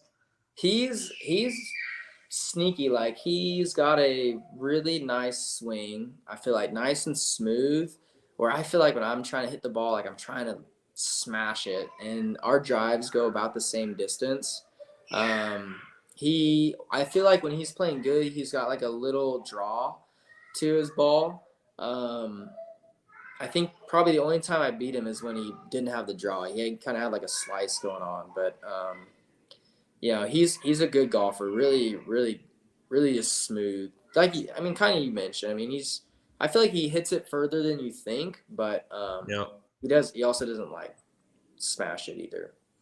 All right, so Rich Goucher or Goucher, I'm not sure how you pronounce it, says, give Kyle the Morgillo R1 QMA DDP proposal. So I know what this is, you don't. So Meriden, Connecticut, the racetrack I came from, quarter midget track, same as Ryan Preece and Joey Logano. A friend of mine, Johnny Morgillo, started this program. For $300, you give to him, he supplies a race car, and your kid could race the whole season at the track, quarter midgets, for $300. And like when I raced, we had like 150 cars per week. Like the last few years, they had like 40 cars. Like car counts were done. The sport was dying. So Johnny knew Ryan, and we knew everybody. Joey, Ryan, me, all knew each other. Johnny knew Joey better because he was older than me. Joey was kind of gone when I first started, but Joey Logano and his dad repaved the whole place, put new barriers around the whole track, and made the place look good again. And then Johnny, he's injected like 80 cars in 2 seasons to the program. So now they're at like 150 cars per week now. So he has like a phase 1, which are like the novices, so $300. And then a phase 2 program. If you continue to race and have your own car, quarter midgets, you could run up to 4 classes in a day. Wow. So he'll have like, all right, a family can only afford to race 1 car. He'll give that kid that's really good another car or 2 other cars so he could race 3 classes and get better doing those things. So he's doing a lot of good things. He was and NASCAR Illustrated, I think, did an article on him, and he's doing a lot of really good stuff for quarter midget racing in Connecticut, and it's really cool to see. So this guy paid $10 to get this talked about in front of people. So That's pretty cool. yeah. I mean, that person's probably not making like a lot of money on it either. So he's He's not making money. He has actually a successful gymnastics business. So he's not doing it for the money. He's losing money and relying on, say, sponsorship to pay for it. But supplying a $5,000 quarter midget for $300 doesn't make any sense. But the goal is to inject money into our track. So is That's JP cool. here? JP just rolled. He text you? No, he didn't. I just guessed the way you looked at him. That looked like it was a JP look. Yeah, that's JP. What's up, little D? What's up, JP? How are you, buddy? Good. Happy New Year. Congrats. Happy on New the Year, blue. buddy. You playing a lot of golf? I beat his ass today. I cannot play golf.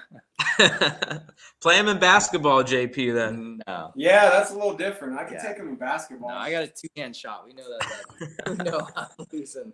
I'll tell you that. That's funny. That's funny. Yeah. Well, he gets to practice his golf game. Was that all decided? Like, hey, I'm moving to Arizona, so JP's got to move too, or? No, we've both been talking about it for a little while about moving here because we love it. And then he's been for the last, at least a year, like him and Lindsay been talking about buying a place in North Carolina. They've been looking at places in Denver or Huntersville and Mooresville and just never fell in love with anything. And then finally, like, I don't know, a handful of months ago, I was like, I'm pulling the trigger. I'm getting a place in Arizona.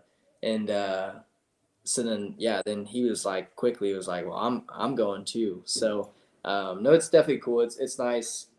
It's nice having him here because like I got somebody. We have friends here, but like I got somebody to hang out with. I also got somebody to kind of check over this place when we're not in town or this and that, kind of help manage me, but then also manage this place too.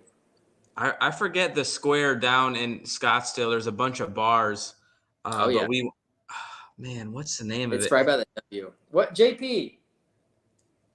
Dude, they had bottle service, and it was like they're riding a street bike. They're holding the platform on their shoulders, and there's fireworks coming out. Like the bottle service girls riding like this bike. It's probably like Bottled Blondes or Casamigo. Yeah, Bottled Blondes is what it was. Mm-hmm. We went there. I think my buddy got roofied because I got some hilarious videos. He hugged the toilet for 2 days after. Oh, yeah. It was bad. He definitely got. Yeah, it's a cool square though. I like that area. Mm-hmm. That's nice. All right, we'll keep it rolling. Sorry.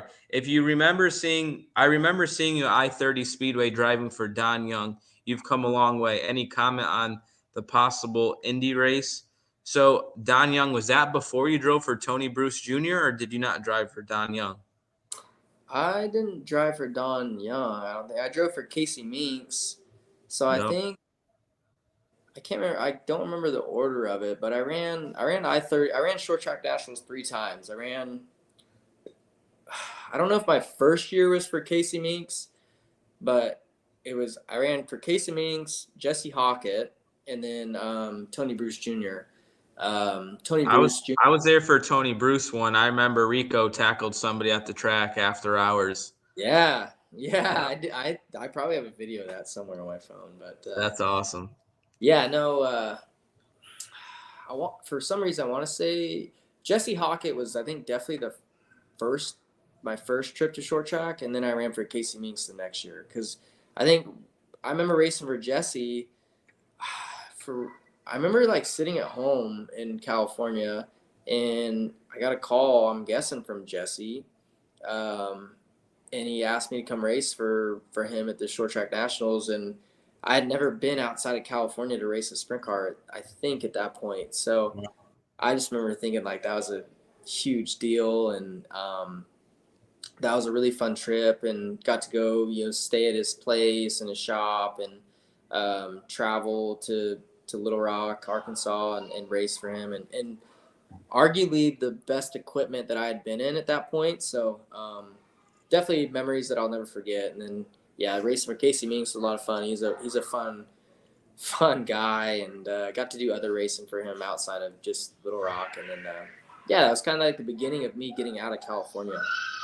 Yeah, that race was always a big event for us. I feel like earlier in our careers, it definitely had a lot of eyes on it. It paid $15,000, and it was cash money back then. I don't know if you remember, but it was still $100 bills back I then. only think I made the main event once. That's a tough race. I think I entered once or twice, and I only made it one time, I believe. It's a tough place.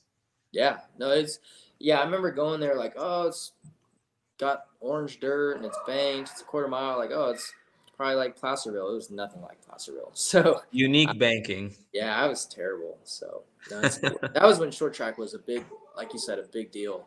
It was. So Caleb says, Tusky 50, Kyle. Are you scared of your dad 69K? I beat Lance at Fort Royal more than he's beat me. So Yeah, Lance is hit or miss, man. If there's a top, he's done for. But man, yeah. if the bottom is, if you can't bang the wall, Lance is the guy, I feel. But if you could bang the wall and keep going, Yeah. If Lance could bang the wall, you would never beat him. yeah. Or not if he could, because he could. If Lance would bang the wall, he would Macri would be nothing at Port Royal. So, but no. No Tusky. I think that's also Gold Cup weekend. So yeah, I'm committed to getting Gold Cup bigger. That's awesome. So the Chaz is in this comment section, and there's like people saying ban the Chaz. So I don't know what he's saying in here, but people want him banned. He just can't help himself. Chaz loves me, so he's just trying to fire up all the Larsonites as he. He's a Larsonite for sure. He is. He's deep down. He's a Larsonite. If he wasn't, he wouldn't talk about me as much as he does. He's a Caitlin Larsonite too. I know he likes Caitlin too. I like Chaz too. People probably think we hate each other, but we actually, I think, like each other. He's cool with the lights off. He's fine. Yeah, he's fine. So we got another one. I'm sick, kid. This guy's been spending some money tonight. He said, a question for both. How do you unload at a track you've never been to and just hammer down and send a 410 into the corner wide open? Well, I'll answer it because I do this for a living and Kyle does it part-time, so it's more impressive that he does it. But to me, I do it so much, it's just second nature. You're confident in what you're doing, and if you haven't been to a track, you got to attack it because you got 3 laps before qualifying. And if you don't figure it out, you're going to be screwed for half of your night. So you got to get your shit together in a hurry. Yeah, no, I agree. Like, I don't know how you are, but if I go to a new track for the first time, that's not a half mile. I mean, half miles you're running wide open first lap no matter what. But like, say I'm going to Attica or something for the first time, like I might the first corner like run 80%, and then you make it through there and you're like, okay. Then by the time you get to the next end, you're ripping pretty good. Yeah, for sure. I feel like it's like the same thing when you don't race for a month in the sprint car. You get kind of maybe a little bit of butterflies the first half a lap or lap, and then it goes away, and then everything's back to normal again. Yep. Yeah, exactly. Kyle, what all goes into making your schedule? How much input does your NASCAR team have on your dirt schedule?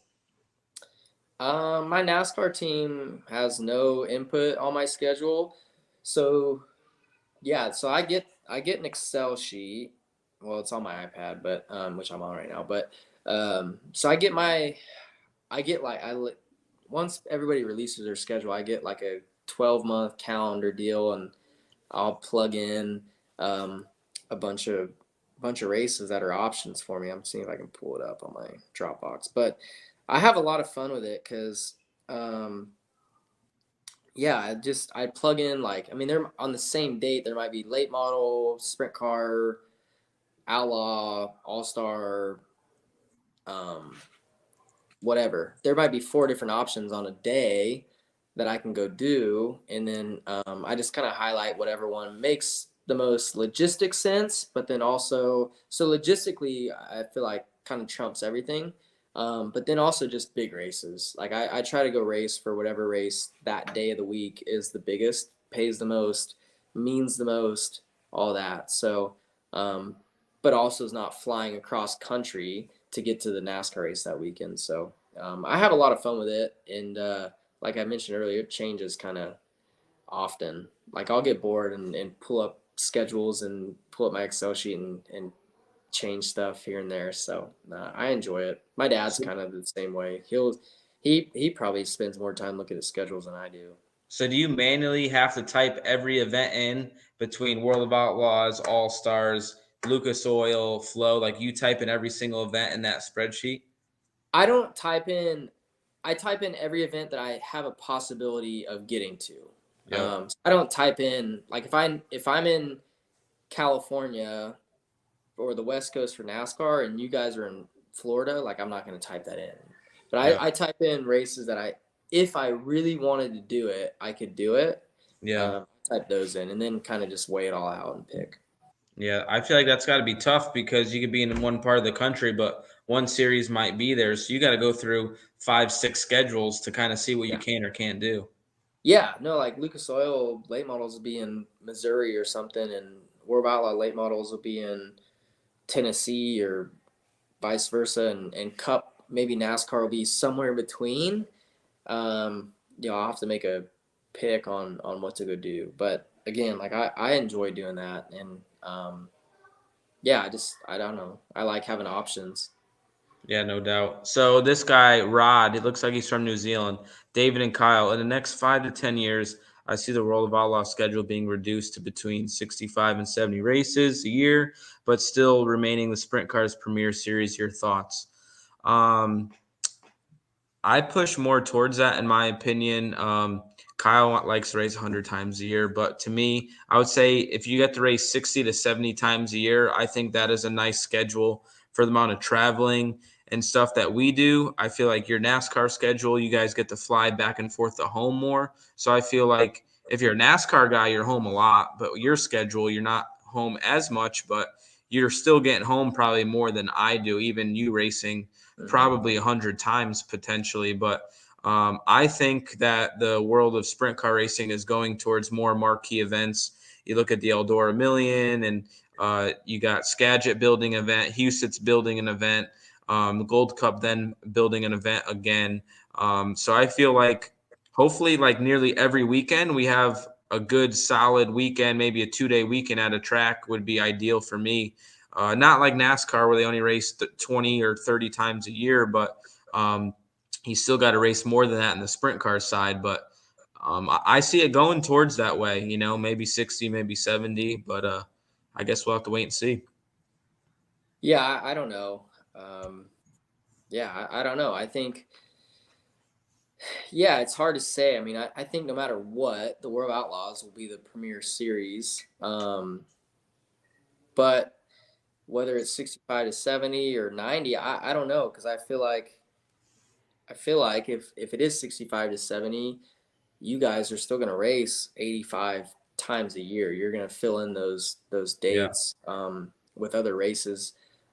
Similar to what the late model stuff is. Lucas Oil late models and the World of Outlaws, I think, are only in the 60s for races, but a lot of those teams race 80 to 90, close to 100 times a year. So it's hard to say. I don't really know what's best.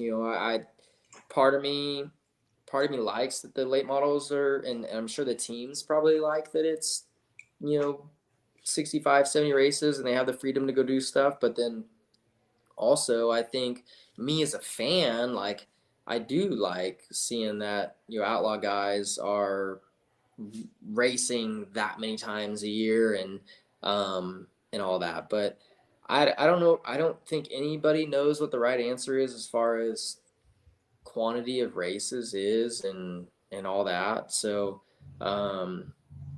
it kind of can go. I think there's an argument for all sides of what is the right number and all that goes with that. It's a double-edged sword, right? Like a lot of the teams want to race more. Some guys want to race less. Everybody's got a different opinion. Obviously, World of Outlaws make money having events and getting money from Dirt Vision. So it's it's one of those things. Everybody's different, and I don't know. I would say if you only have a 60 race schedule, then if you want to take a weekend off, maybe you can. But if you want to race 100 times, you can as well. That's in the hands of the team. But I don't know if the World of Outlaws, say late model series, could sustain as a business if it wasn't like, say, for Dirt Vision. Like I would say they would probably be closed down if it wasn't for Dirt Vision to keep them afloat, because obviously they are struggling. But this year they supposedly have a lot of drivers signed up to date already. So it's interesting. I feel like things goes in waves, and obviously with the high limit, that's going to be a whole different thing. And, we'll see where that takes us as well. So I think the future definitely isn't set in stone. I think a lot of things could happen. Yeah. No, I think it's a fluid situation too. I think team owners kind of have decisions that will be made throughout the year of what they want to do and how much they want to compete. So, I don't think there's any perfect answer on what is the right amount throughout the year. So Dutch says, this is a pretty cool question. Kyle, on this pick at Williams Grove in July, I asked how you found Linda's Speedway last night in Jonestown. You said, I found it to be fun. Again, how did you end up there? So a little backstory. In high school, I raced Linda's Speedway every Friday. I left my private high school in my button-up shirt and khakis and tie. I got to see like Brad did, by the way. So all right, good. You could do that. Brad and Tyler Swank. So we broke the streak with Rico. So do your thing. He does have a strong bladder, huh? I guess so, man. I guess so. You can keep talking. Yeah, I'll keep talking. So I race Linda Speedway every Friday. That's the home of Brock Zierfoss, Brent Marks, Alex Bright. That was a track that was kind of the place to be at the time. It kind of has been uphill and downhill. 270 micros. You don't really maybe know too much about them, but those were a big deal at one point. And then PA went wing and non-wing, and that split up the car count a little bit. But Linda Speedway, I probably hasn't changed much since I've been there from when you were there. But it was one of the premier places at one point. It's no Lanco Speedway, but Linda's is a big, fast micro track that has the Linda's National Open. That's actually probably the biggest micro race in the Northeast. It was cool. I think you had maybe texted me that night I ran too. You're like, oh, I grew up racing there. And I had no idea about Linda's before I went there. Like, I had no idea that that's where you grew up racing, or like you mentioned, Brent Marks, Zierfoss, all them guys. Like, I just thought it was like it is a backyard dirt track. So, well, Linda lives in that house when you pull into the pits. I mean, that's the family's property. They built a track along the freeway there, and they made it happen. No, it was cool. I'm glad that it was a late night, but it was really cool because I didn't know that like the history. I didn't know the history that Linda's had. Like Cody Dara raced there. Steve Buckwalter raced there a lot. Like, yeah, I didn't. So I was glad that I went there and ran, because it was like a historic place. So I think that's pretty crazy. I mean, that place is. I don't know if like, just luckily like it's produced a lot of good drivers or what the case. It just like centrally located. But yeah, like you mentioned, there's a lot of super good dirt racers that have come out of that place. Yeah, it's pretty crazy. There's it was a lot. Cool. I'm glad that I can add my name to the list of winners there, along with David Gravel. Yeah, man, that's pretty cool. That's pretty cool. So let's see. Is Kyle going to train for the foot race at Oskaloosa next year? So I don't know if you know this. Maybe you do, but I was the last defending champion of the foot race at Oskaloosa until they finally did it in like 2010 or 11. It was the 89G days. I had to beat Seth. It was me and Seth Bergman were like neck and neck, and I like reached my hand or neck out, and You're turning way more RPM than he is, by the way. Way more RPM. He's got long stroke. I got the short stroke for sure. Yeah, dude, I beat him by a little bit. I won a Winters rear end, and I didn't make no money driving my own car back then, and I bust my butt to win that rear end, and I didn't get no money from that rear end either, so I was pissed. But yeah, that was cool. Carson, I feel like jumped a couple starts. He's obviously trains, and he's pretty athletic, and he's got like crazy mental, I don't want to say what I want to say, but crazy mental focus, right? Like, and when he wants to win something, he's going to do what he's got to do to win it. And Macri was impressive. Macri was the big shocker, I think, out of all that. Like, he does not look athletic at all, and he almost beat him. Yeah. Yeah, there were some people I was like, wow, I'm kind of embarrassed for you. And then Macri, he stood out. Like he did a good job for his body type. I Yeah. was proud of him. Yeah, no, I'm not a runner. I'm not a runner. I know You're a I biker, did, right? huh? You're more of a biker? I haven't cycled in a couple years, but I am a lot better on a bike than I am running. Like I'll smoke Carson on a bike. He's went and rode with the back when he was racing for me. We would go during COVID, I think, in 2020. We would go on some bike rides with Josh, and like I would smoke him. But then we would run the next day, and like I mean, it's nothing for him to jog like a 6 minute mile. Where Yeah. me, like I'm sprinting to get a 8 minute mile. Feels Yeah. like, but I feel you. no, I probably he's a runner. I'm not a runner. Yeah, he's good at that. I could probably do the short distance. I don't know if he'd beat me or not. He probably would, but I definitely can't do distance. If I had to do a lap around Oski, I would for We sure lose. we went and did like a track day at Davidson Day, like we did like mile tests, and I think I don't know. I ran a mile probably in like 6:40 or something, which is like my fastest mile ever. Carson started this mile, and dude, we all were like watching, and we're like, oh my god, like he's gonna die, like he's gonna burn himself out. He ran the first lap in like I don't know under a minute or something crazy, and dude, he ran this mile in like 5:40 or something like Yeah, that, and that's fast. he told after that, which I implement now whenever I rarely run a mile. But he's like, dude, you just need to run as fast as you can off the bat while your energy is up. You know, I used to always like try and just like run a steady pace, but you still end up dying at the end. Yeah. So yeah, now I just like I run as hard as I think I can run without totally burning out the first as long as I can, and then yeah, you're good. Like Yeah, I you're think like in a good runner. sixth grade or eighth grade, I think I did a 7 something was my fastest when I was a kid. But I ran with Josh one time in North Carolina, and it was literally the day before I think my race. And I'm like, Josh, I don't run. Like, and you got me running up hills by this college, Yeah, and that's the big. we're in the power lines going uphill and downhill. I'm like, That's like a dude, 4 mile deal that he probably made you do too. I didn't do all of it Oh, because I heard about this. Yeah, I heard you were like dead. dude, I couldn't walk the next day. And like I got to push in a clutch that I barely could reach. And like I was like, I don't think you understand. I got the tightest hamstrings you've ever seen. Like I am not flexible. I'm fucking tight. Like it ain't no good. Like you Yeah, got to stretch I me heard out or about that. something. I heard about this. Yeah. Yeah. Yeah, I'm with you though. I'm not a good runner. Dude, I ran so out here in Arizona, like I'm trying to kill days and kill time and trying to stay fit. So I've been working out and then The kids don't keep you busy enough. well, no, they do, but like I don't want to be like not fit when I get into a race car. So Yeah. when I first got out here, I was like, oh, let's try running. I want to get better at running.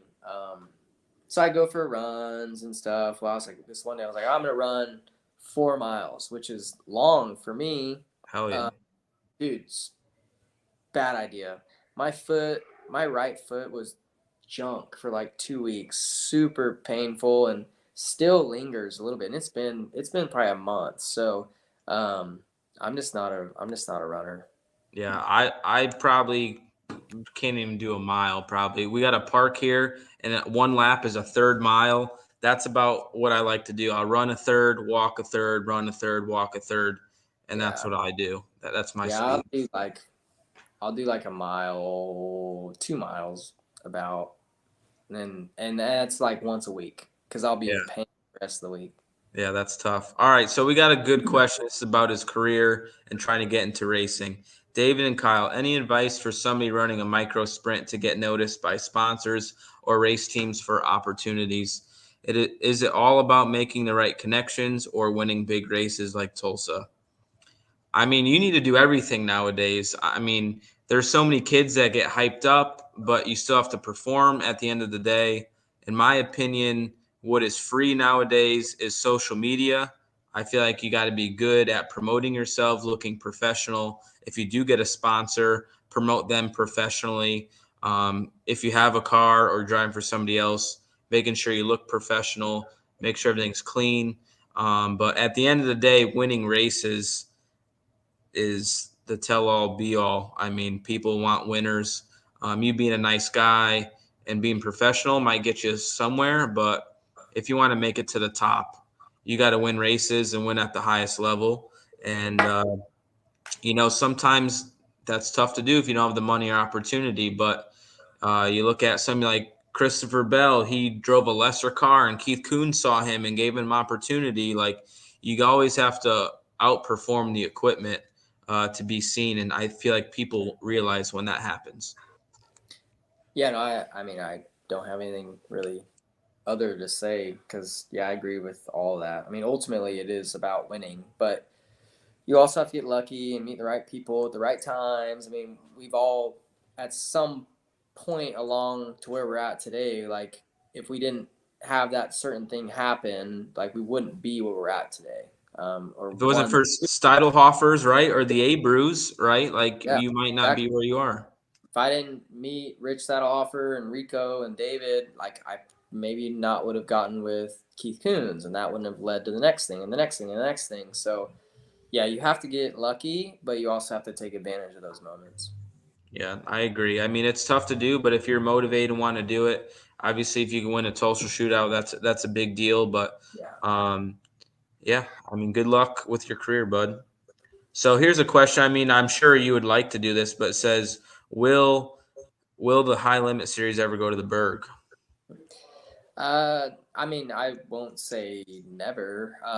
It's a track that, like, fits what I would like to see our series go to. 3/8, really exciting place. But yeah, I don't know. I mean, who knows? Yeah, I would love to, for sure. Yeah, I What do hope you so. I think? know you love the Berg. You always go there. So, Yeah, I love it.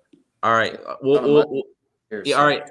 We got a video. All right. So you got to unmute it when it starts, but I know you'll remember the place, I think, when it Yeah, happens. it's probably gonna be like when you barely beat Brad Sweet at a race. Like, you're barely gonna beat me. No. Come on, you remember? What's this track? David Gravel to the outside of Tim Schaefer takes the second spot. Now to complete the 14th. Did you unmute it, Kyle? Larson out front. Oh, I'm talking. All right, sorry. Yeah, I remember that. This is Cannonball Speedway. You were Cannonball. right here. In your nose. Here comes David Gravel to the outside for the lead. Takes it out of turn 2. I remember you wear it out here in a second. The 1K Abru car with Davy Jones, and I think I had Right here. Tyler Swank as a crew chief, and right here I get in the marbles. Upside down. Yeah, dude, that was, and then Logan Schuart burns it down. David Gravel, your leader, upside down. There's Lance in the 30C there. Shane That's Stewart his was boss. So who owns that car is his boss, and that's who I golf with all the time. But David Gravel, yeah, dude, we went were up nobody. running the high side, and it bit him in turn That was my 2. first ever Ohio Speed Week. And he is crawling out of the car. Look at you. I was sad. David Gravel out of the car. I think I won an Outlaw show later that year, so it was all for good things. But I struggled with the All-Stars. Like, I think I won one race, maybe two races. That was a super cool track. I remember we drove there. I was still young and riding the racetrack with my parents at that time. And I remember my dad, I think iPhones must have been new at this point. But he plugged in the wrong address. We went to the totally wrong address. So we had to drive like 40 minutes to the track, and I remember it was really cool because the pit area was up above. And way up there. Big track down below. It was a super cool place, like out in the middle of nowhere too. Yeah, Logan was first starting out with Shark Racing, and we didn't put it in the video because we don't want it to be long as hell. But his car burnt down, and the firefighter guys weren't really that close, and the car literally, like, the back of it burnt really, really bad. But yeah, Shane Stewart was in some random car, some 29 car. He was good. He ran on the podium at Wayne County that year. Yeah, and then obviously Schaefer was unreal at that point as well. He was really fast. But yeah, that was a cool track. Dude, All-Stars were tough back then. I mean, they're tough now, But back then, That's how I got my butt beat. That's how I learned. Tim Schaefer and Dale Blaney beat my ass about every single night. That's how I learned. mm, You gotta lose by somebody. I'm sure there's somebody in California that beat you a good bit that you learned from. Tim Kading for sure was that Yeah, guy. Tim won a lot of races. Yeah, That's for sure. Tim was like the rival there for when I was a local. Tim and Tommy Tarleton. Tim Kading and Tommy Tarleton. Tommy Tarleton. I remember when I won at Merced, he was in the dash, and we passed each other every corner for the first 3 laps of the feature. Like Really? he was pretty fast. I know he won a lot of races in his Yeah, career. he's So top 6-7 guy in California probably all time. I bet. I mean, for local guy, yeah, probably that's better cool. than I just consider him a local guy. But yeah, Yeah. I hated Tommy. I hated Tommy for a long time. Was he a wild driver? He just didn't like me. So then I didn't like him. And now he's got a freaking NASCAR in his shop. Yeah, and Of isn't you. that crazy? As soon as Tommy stopped racing, he was super nice to me. But while he was like a full-time guy, he was an asshole. That's awesome. To me.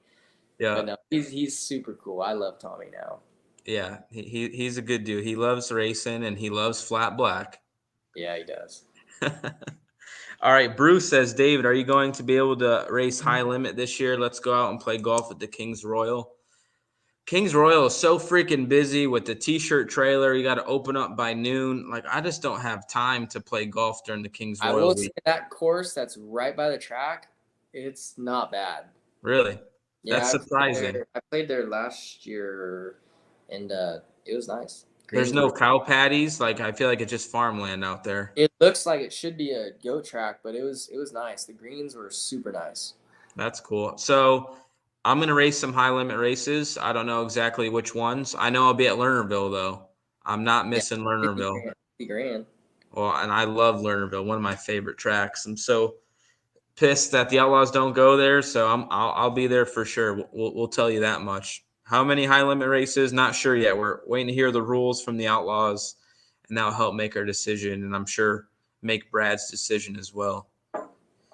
Is Kyle or David going to be at the Classic in the future? So you went to the Classic not too long ago and drove for Dyson with Carson, but I think before that, me and you were there together in like 2010 or 11, maybe 12. That's right. Yeah.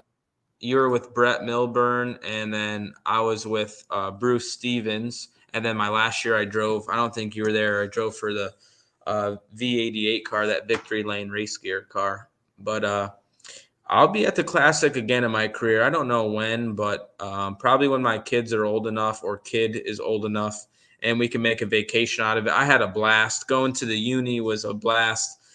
Partying at the races was a blast. Australians love to drink and party, and everybody's so nice. Like, I ran like crap in that car I drove for, but the guy was so generous, gave me spending money. We went to the casino. We went to the after. casino that night. Yeah. Dude, I remember that. Yeah, went to the casino. So they're just so generous. Australians love sprint car racing, and I love them all. And I'll be there again one day. When, I don't know. Yeah, same thing. I mean, I would like to go. I want to go. I mean, I'd go and race for another owner or whoever there, but I've struggled every time I've gone to Australia. So like, I really want to go back with Paul. Yeah. And that just takes a lot of planning. So it's kind of just tough for me to know, shoot, 3 months in advance or less of if I can go. But I've always had a great time going to the Classic and doing Avalon. Mount Gambier is a great track. Warner Bowl's an awesome track as well. And that event is different. I don't know if you agree, but it's different than any other sprint car event. Like, the parties are cool, but then like after the race, like after the Saturday night race, like nobody loads up. Everybody's just kind of relaxed and not in a rush to get out. Like, even Knoxville Nationals, it's a good time, but like everybody's in a rush to get out of there when the main event is over. But not at the Classic. Like, nobody loads up. The last time I went there with Dyson, nobody's loading their trailer up, and it's just a party till the sun comes up, and just a really good time. So yeah, same as you. Like, I want to go back and take my kids and Caitlin, or I haven't talked to Caitlin yet about it, but I'd just take Owen with me too, and I think he would have a blast and scrape mud and having a good time. Yeah, for sure. It's definitely a unique place. They do that like meet and greet at that plaza, and you sign autographs, and then They do a great job. yeah, that's good. And then like the top 3 after the races, you talk up on that balcony, and all the fans watch or whatever, and it's definitely really cool, one of a kind. I always think those tracks are bigger than what they are. Then you show up, and they're like the smallest tracks that you ever like been on before. It's pretty crazy. Yeah, they're round. Most of them I feel like are flat, and small. I hated Avalon. That place is so flat. That was my least favorite. The other 2, Warrnambool, Mount Gambier, I'll race there. But man, I hated Avalon. I think I have in my phone the amount of tracks I've raced at. I think I'm almost at 200, and Avalon is probably the worst racetrack I've ever raced at. It's bad. Yeah, it's not. I don't like it. Brad says he likes it, but I'm like, dude, I hate that place.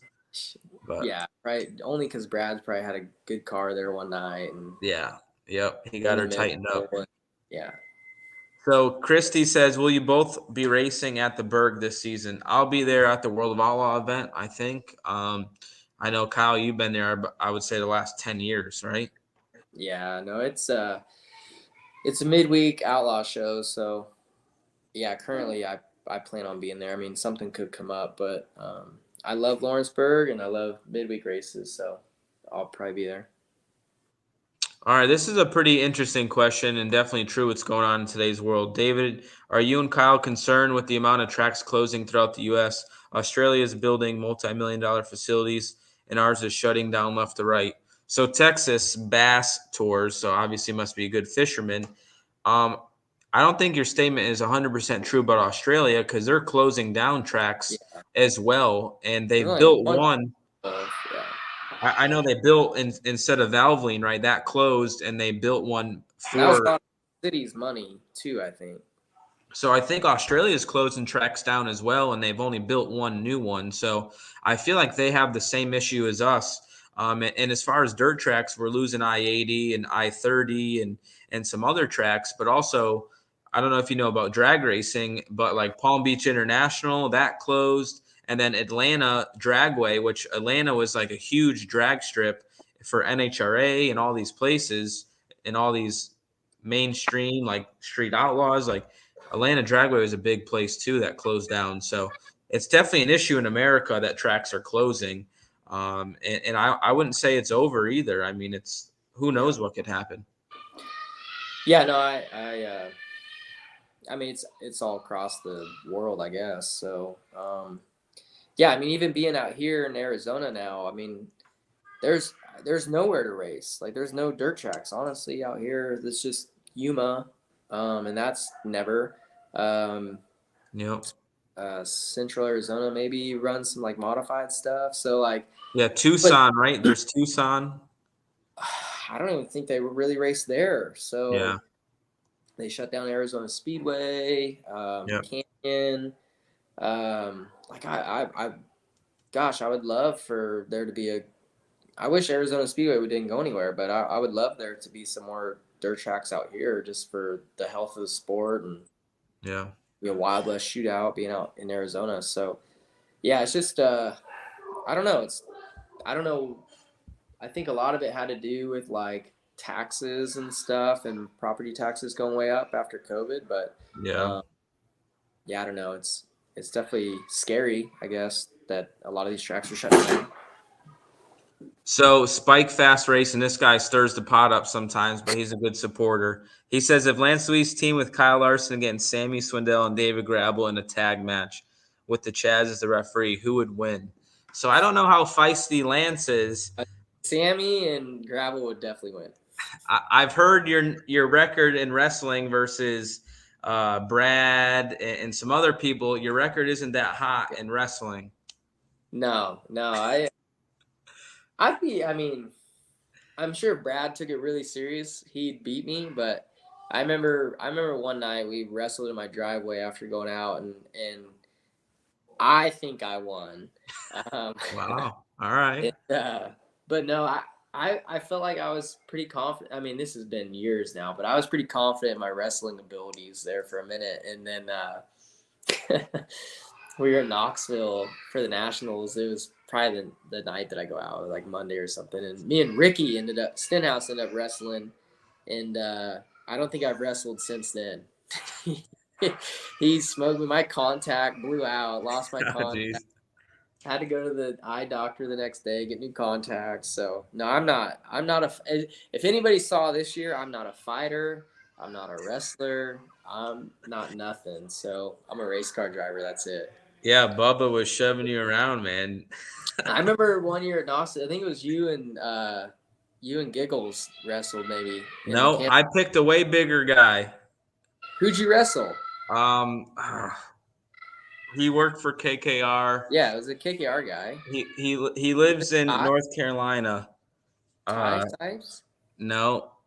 He was over 200 pounds. I knew that. George? I wrestled George.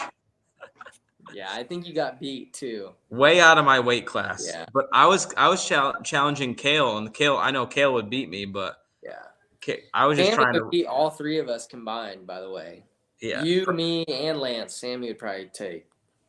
Yeah, probably on the ground he'd be all right. Yeah. Let's see, Larson Land. So this guy is definitely a subscriber to your YouTube channel for sure, because he's got the official photo here on on YouTube. Kyle, when are you gonna come on the Larson Land podcast? I didn't know that existed. I mean, I knew it existed. I don't know if I've seen the invite yet though. So all right, I'll definitely come on. Contact JP at KLR.com. JP at KyleLarsonRacing.com. Oh, I was close. Damn. No, no, I don't know if anybody hasn't. I obviously, I think because it's my name, like it pops up on my Twitter, but I've seen a lot of their stuff, and like they do a super good job with like all the graphics and they know where I'm going before I know where I'm going. So they do a really good job, and I've met them at Williams Grove, I think, once before, maybe some other races as well, but they're Central PA guys or young kids too. So yeah, no, they do a really good job, and it's cool. Like they should just work for me. So I mean, they they do add to the payroll. The people. So yeah, they're pretty good. Is Kyle or even you, DG, going to be racing sprint cars at Williams Grove or Port? I would say yes. I'll be there. I would say you have to. The Outlaws go there for like a quarter of their season. So. Yeah, now it's crazy. Yeah. No, I'd have to look at my schedule, but I'm sure I get to both places at least once this coming year. So I don't know. I don't know. I probably do. I just don't know off the top of my head when the date is. Because of Huset's, I'm not gonna be able to do Pennsylvania Speed Week this year. So oh wow. Yeah, that for okay reasons. I mean that bumps into that. Yeah, 250 kind of takes care of the Speed Week. Yeah. All right, so this is a Dietrich might even get off the porch for that one. I don't know. I don't think so. I think he's comfortable sipping his whiskey in his hot tub. Yeah. Ricky Weaver, will you be interested in driving a front wheel drive car? We have an event at Screven paying $20,000 to win. Other events paying $10,000 to $15,000. That's damn impressive, Ricky. My plate is kind of full. I think Kyle's plate's kind of full, but that's damn good money. I'm impressed. I feel like if these racetracks want like us or anybody else that has weekend jobs that come run their races, they need to have them on weekdays. So yes, if it was on a Wednesday, I'd try and make it work.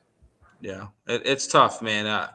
My schedule's so full. I hope the SRX series gives me a call and lets me get to run one of the dirt races this year because it's on Thursdays. You want a Hawk's number? Because he's been texting me a lot about the Hawk is a little bit of a fan because he's related to Briggs Danner, and Briggs Danner is a Northeast guy. I think, yeah, he has a family connection with Briggs Danner somehow.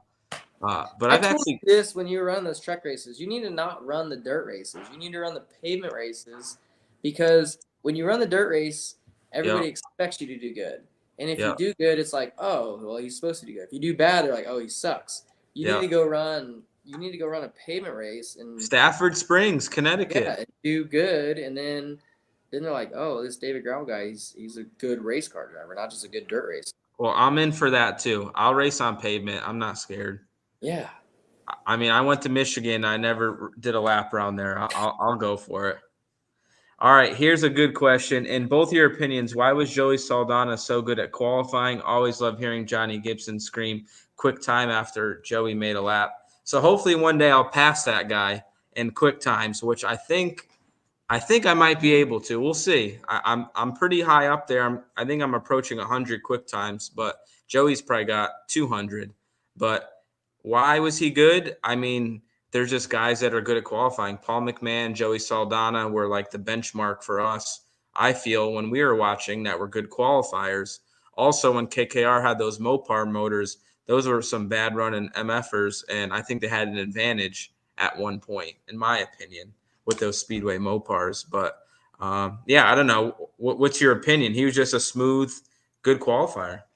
I mean, me who doesn't qualify as good as you do, like I want to say it's car, but you you've raced for so many different car owners and you've Yeah. always qualified good. So like Yeah. I don't necessarily think that's the case. I always struggle qualifying at Eldora, all the half miles, Eldora, Knoxville, Volusia, all the easy, like what you would think is easy tracks to hold your wheel straight and go wide open. I struggle at. So like I would love for you to hop in my car and go qualify and see like if it's me or the car or whatever. Either way, like I would be happy whatever the result is. Like if you're fast, like then I know it's me. If you're as good as me, then we know that we have to work on our car. But so I don't. But then again, I don't know. I mean, because like you mentioned, you, Paul, and Joey have always been good at qualifying, no matter what teams, no matter what package, engine shocks, whatever. You guys have always been good at qualifying. So if it wasn't for you three, I would say it's about your car. But Yeah. you three have always been good at qualifying. Yeah, I would say that quarter midget racing helped me. I think Paul McMahon might have raced quarter midgets maybe young in his life. But I just think that's the difference between outlaw carts and quarter midgets. I feel like outlaw carts treat you or teaches you aggression, being a really good racer. Where quarter midget racing, we had judges. So if we like got into somebody, spun somebody out, we got put to the back for it. So we had to be very methodical how we passed. We just couldn't send it in there on somebody and hope, pray for the best, or we had to run right around the berm. And outlaw carts, you could run the top or the cushion. So there wasn't really options like there was in outlaw carts. So I just think a little bit how your upbringing. I feel like quarter midget racers are more smooth, where outlaw cart guys I think are better racers in my opinion. Yeah. And Kyle, any chance of seeing you at Wilmot, Wisconsin? I'm going to say no. Yeah. I mean, not this year, but I mean, maybe someday. I don't know. I always love watching that track. I feel like the Outlaws go to a lot of half miles, but that place is really cool. Flat, long straightaways. That's probably, I mean, you couldn't answer it, but like probably one of the most unique tracks you guys go to throughout the year. Yeah, it's so flat. Like 3 and 4 is flat. Like I guess we were complaining about Avalon. So each end's different. They both look flat online. Yeah. 1 and 2's got a little banking up high, but they're both very flat. But it's just so unique. I love it because it just like promotes like new challenges that we never deal with throughout the year. Mm-hmm. So it says, what is your most memorable race? I don't know if your answer will be the same, but winning the Knoxville Nationals obviously was a dream come true and awesome. Mine was a little bit uneventful how I won mine. But I would say my most memorable race is probably winning my first World of Outlaw race. Just because I think I won 1 or 2 all-star races in my career at that point. So it was like a big shock for me to win an outlaw show at my age or for what I've accomplished before that. And I passed Steve Kinzer, Donnie Schatz, and Jason Myers to win the race. So like it was kind of a big deal. You won your outlaw show like a month before me or 2 months before me. But like I know it was a big deal when you won your first one. But I would say that is my most memorable moment. Yeah, yeah. I mean, it's hard. I feel like once you win like a handful of big races, it's really hard to like pick one over the other. But I mean, so I have a kind of a list of big like memorable moments. But yeah, the first Revitalizing win. I think a lot of the races in 2021, so Knoxville, the championship race at Phoenix and NASCAR. And then another really memorable win for me would be the late model race that I won at Port Royal, just because I had no expectations of going there and winning. Yeah. I had no expectations of going there and running the top 10, and we won. So I would rank that one up there also with a lot of my big wins. But the first outlaw win is definitely arguably the biggest, if not the biggest. Well, you're at your point of your career, right? That's like was the ultimate goal. Like obviously NASCAR was maybe a little bit in the back of your mind, but you wanted to be a World of Outlaw guy. I mean, so at that And it time, was my home track too. Like yeah. Silver Dollar and Placerville, I would consider my home track, and Gold Cup especially. Being the biggest West Coast race for me growing up watching and winning the Gold Cup. It was just a super special win. Yeah, for sure. I remember that was cool. And that was in a Steidelhofer car, right? Yeah, being a local driver in a local car, like it was really special winning that one. Bill Jordan asks, would you guys ever like to get into rally racing like Nitro Rally Cross or anything like that? I mean, those cars look awesome. I know like Michael Andretti owns a team. Guys like Tanner Faust and Travis Pastrana and I believe Brian Deegan race those type of cars. They look like a lot of fun. I don't know if you've seen them, but they're all-wheel drive like rally cars, and they're on mostly like dirt. But Is that's that my cup of what tea. like Chase has ran it now a couple years, Yes. right? Yep. No, I would totally. I would do it. Yeah, for sure. I would do it. Chase, I've talked to him a little bit about it, and like he really enjoys it. And just kind of, yeah, I mean, it's way different than what you or I are used to. Yeah. I would do it for sure. It looks like a blast. Yeah, it looks like a lot of fun. And those Robbie Gordon trucks, those look pretty wild. Yeah, those look crazy for sure. Thoughts on possible things to help eliminate or slim down on back injuries in sprint car racing, such as Kevin Swindell or PPM? Well, we've learned a lot since Kevin Swindell's injury. PPMs, I really can't pinpoint a reason or answer, but we've done a lot of different things, but the seat inserts are the biggest thing. Casey's injury at Williams Grove, we found to mount the crotch belt differently than we always used to. I always have used a hybrid pro. I think it's better than the Hans device, but you got to have enough padding under your butt to be safe. At the end of the day, they're sprint cars and they're still dangerous. So you can't fix everything, but I think, like I said, we've come a long way.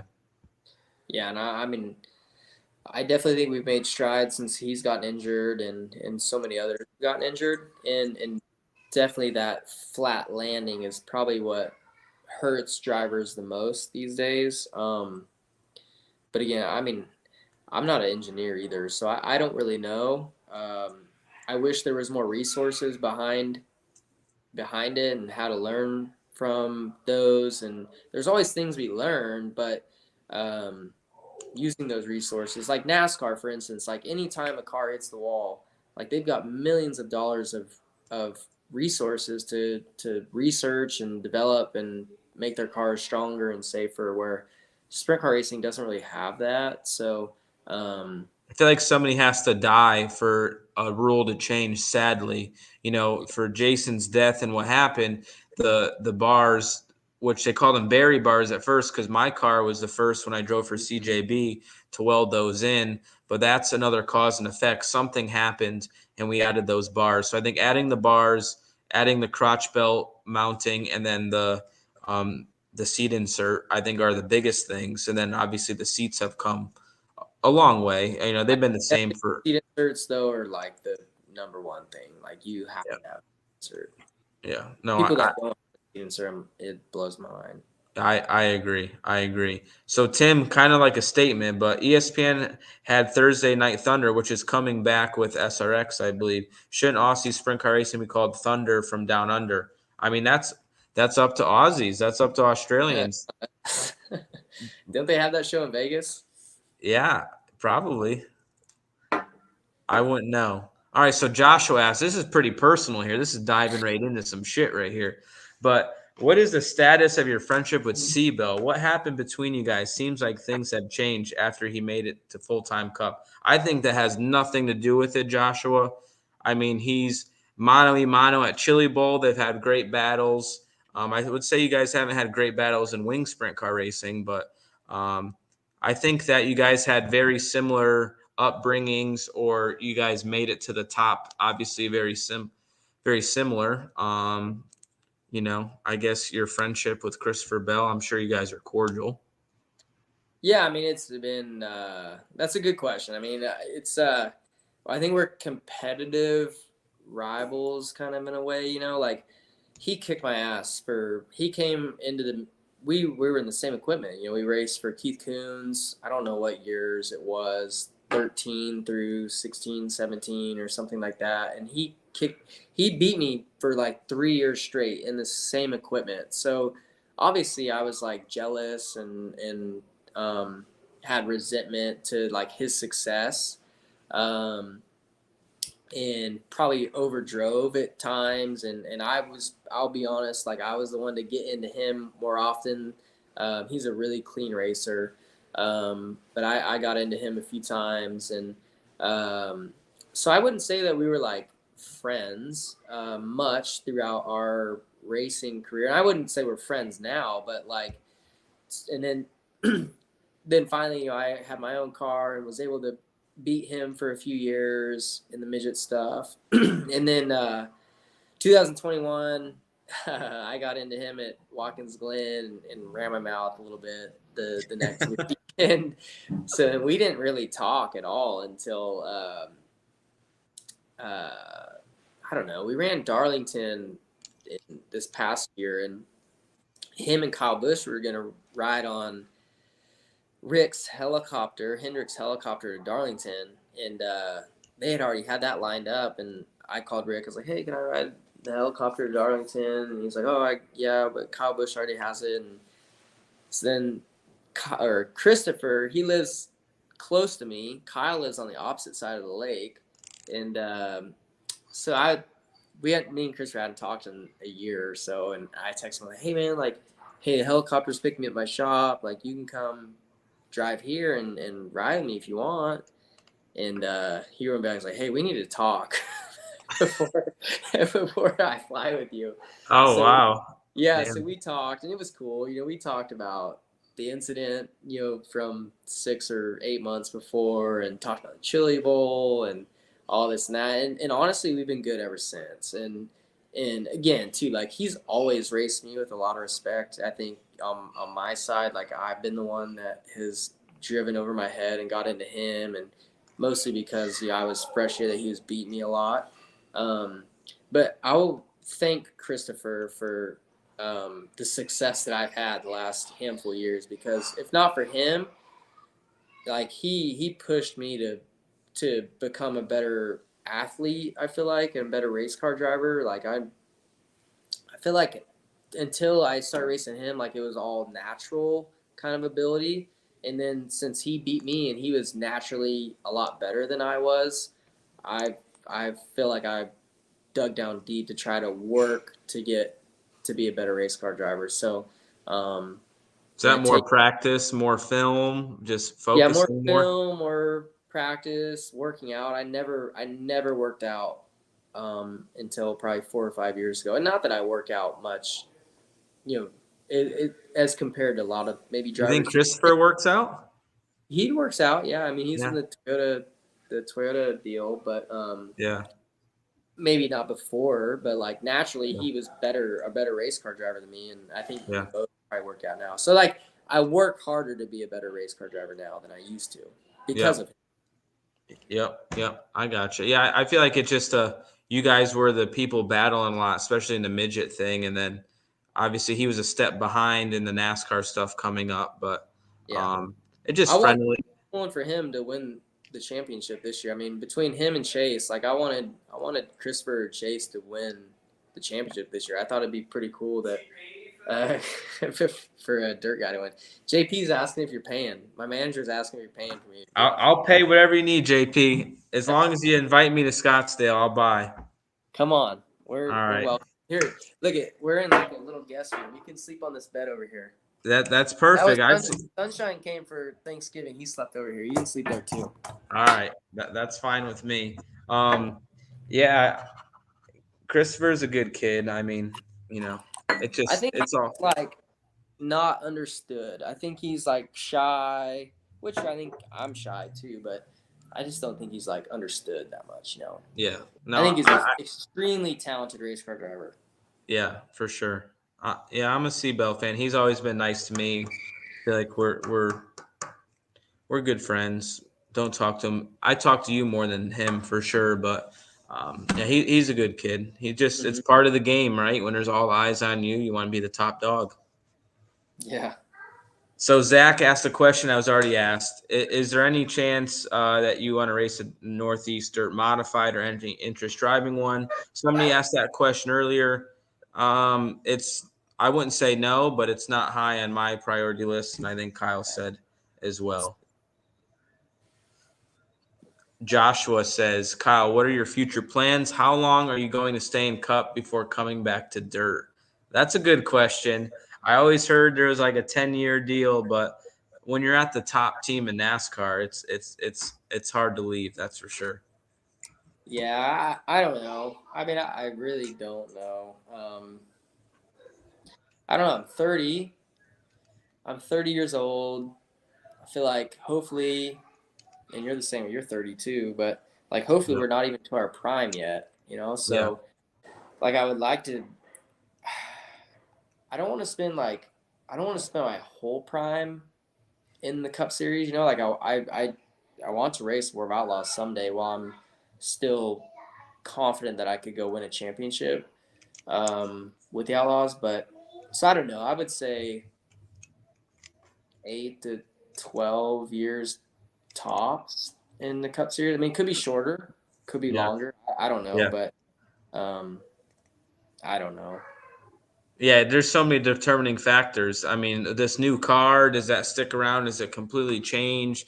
Are you guys racing 90% road courses? I mean, there's so many things that change for you guys, and you might love it or you might hate it, or Hendrick might struggle for a year or two, or they might be the back to King Kong again. I guess all those factors are important, right? Yeah. I mean, what I learned too from 2020 is that if I have to go back sprint car racing and dirt racing full time, I'm gonna love the shit out of it, and it's gonna be financially okay too. So that's a good quote right there. Yeah, I'm not too worried about it. My Cup career is cut short. Yeah, I think ride it and see what happens. This guy Brendan asked Kyle, what differences do you feel between the D1 and Hyper? That's gonna be a hard question. Because there is a difference, but I will say there was less of a difference than I thought there would be. I racing the D1, nomming stuff. Whenever I ran, I just feel really loose and like not a lot of side bite and stick. What'd you have in Texas? What car? The Hyper. So I ran the Hyper at Linda's, and then we went to Texas a little bit later, and then I ran that same car, well, it was a new, but same thing. But I thought getting in the Hyper, I was going to be like, oh, I'm way more stuck and way more grip, but I still was like no side by. I don't know if you remember how Mike was feeling. It's probably different back then, but like it was all winged for us. Oh, so I always just feel like I've got no side by, and as soon as you turn the corner, you're just sliding. And that's how I felt every time I ran a micro. So I thought getting in a Hyper, it wouldn't feel that way, but it still did. So it wasn't as different as I thought. And obviously the D1s are really good because they just basically swept the shootout. So the Gopians got that stuff figured out. I just think you need good drivers, really. I think it just comes down to, at that point, like, everybody's got good stuff. You just need good drivers. This guy asks, when do you think you will go full-time outlaw / dirt? You're the only reason I even check NASCAR on Sundays. Good luck to both of you this year. Well, that's very nice of him. I feel like, I feel like you've helped the NASCAR community and the dirt community, but I guess you kind of answered that a little bit. You don't know. Yeah, I don't know. Yeah, we'll keep it rolling. 4 to 3, 4, 8, 12, 15. I don't, See how Jeff treats you in the future. yeah. Taylor says, love the dirt and NHRA. Kyle, do you see yourself racing a long time to race your kids like John Force did in NHRA, and who would win? I don't know. Audrey seems like she might be the intimidator type driver. Yeah. No, it would definitely be cool to, I think, race your kids someday. Yeah, I think that'd be really cool. Honestly, I don't really care. Like, I don't care if they want to race or not, so I don't care if I race them or not. But yeah, no, it at the same time though, it'd be really cool. And yeah, I've raced with Owen a little bit. Like, we'll go to like K1 Speed or something and race together, and he just wants to crash you the whole time. So Yeah. I hope it wouldn't be that same way in real life, because I'd get super pissed off at him if it was that way. But yeah, I don't know. I'm sure it'll happen someday, because I mean, I had my kids at a young age, and Yeah. they both, well, the 2 of them right now are into it, and I'm sure our third, Cooper, he'll be into it too. But yeah, we'll see. We'll see. We'll keep it rolling. This guy asked AJC, how come you decided to move to Scottsdale? He's an Arizona native. He answered that question a little bit earlier. Obviously, getaway, golfing, weather. Anything else you want to add? Food. Food. He loves him some Mexican food. And Italian. You brought to me that good Italian place near your house in Charlotte. That place was good. Oh, Caruso's, dude. Yeah, the burrata. That's good. Yeah. There's a lot of good. There's a lot of Italian restaurants in Scottsdale. Is there? There's a lot here too. Like, Connecticut is like huge for Italian food, and then like you travel in the Midwest, there's like shit Italian food. It's just all fried food, and then Midwest. like yeah, it's just fried food and mozzarella sticks and cheeseburgers. Applebee's, Chili's. Yeah, you're happy to go to Applebee's. Yeah, that's a luxurious night. All right. So Spike Fast, this guy's off the wall, so I don't even know what this is going to be here. What are your thoughts on the $50? $50 Spike Fast? So just to tell you, YouTube takes 40% of this, so I only get 60% of this, just to let you know. But Spike Fast is obviously a baller. What are your thoughts on the best sprint car drivers are the men of PA, and the California sprint car drivers are overrated, and the cast of Glee? Also, any concerns over Chaz wearing a Larson shirt and hat in his Grinder profile pic, hugging a teddy bear? Obviously, he must be a big Chaz fan or hate Chaz. This is Larson, I think.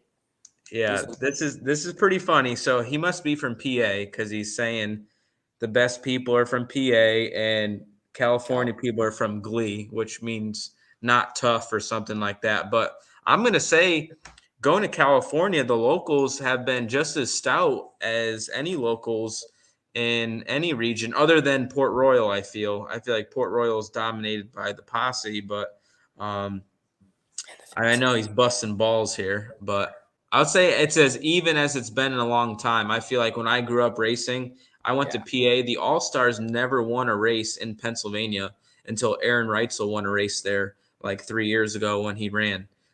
It was over. Like, Dale Blaney never won. Tim Schaefer never won. Nobody ever won an All-Star race because PA dominated. I don't care if it was at Lincoln, Williams Grove, Port Royal, All-Stars never won. Yeah, I don't know. I mean, we're both lucky that we get to race with all competitors, right? So yep, they're all tough. I mean, you race the best Pennsylvania locals, they're just as good as the best California locals. And they're the best outlaws. Like, it's all relative and equal in my opinion. So I think that's where the outlaws kind of are the best is that they can go to all regions and be right up there winning the races or at least competing for the wins, where you can't take a guy from Pennsylvania, plug him into an outlaw race, and you can't even plug him into a local race at California and win.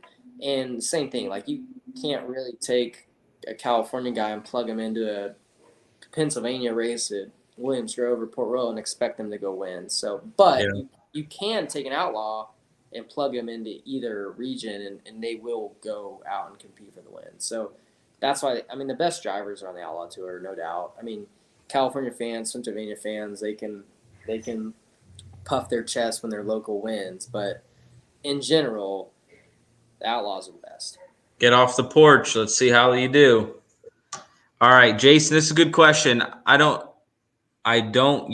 guessing I don't know if you remember coming up here to Edmonton back in the day. Thoughts on bringing the High Limit Series back? Of course, I remember Edmonton. I actually love that track, but it's 12 hours north of the border.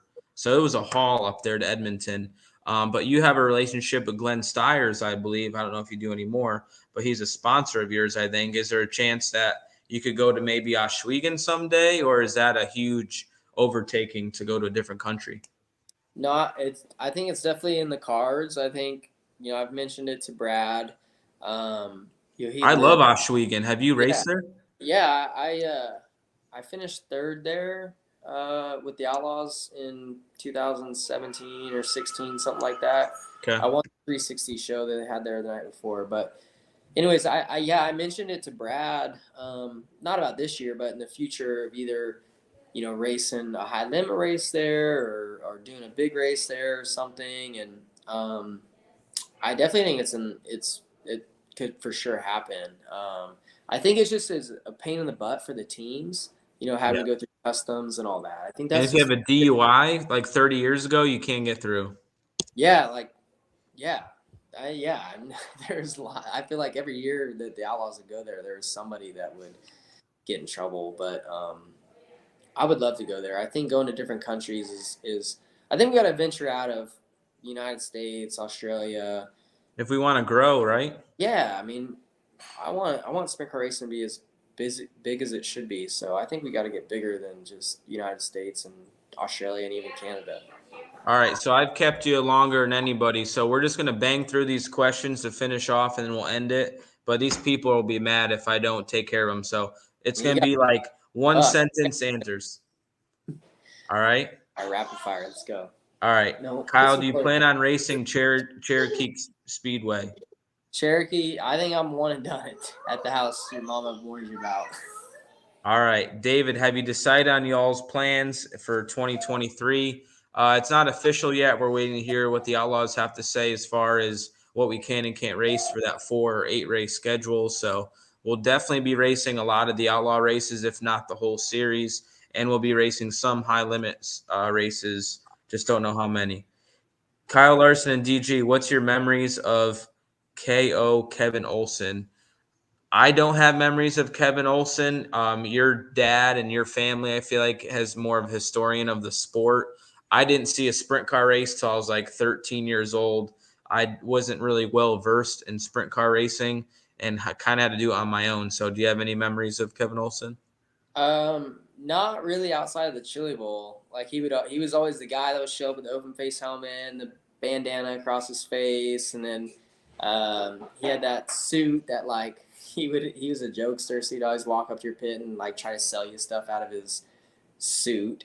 Then I think it was the last Chili Bowl that he went to. He was fakely selling something that Kyle Larson had touched. So geez. Yeah, no, he was always a really funny guy.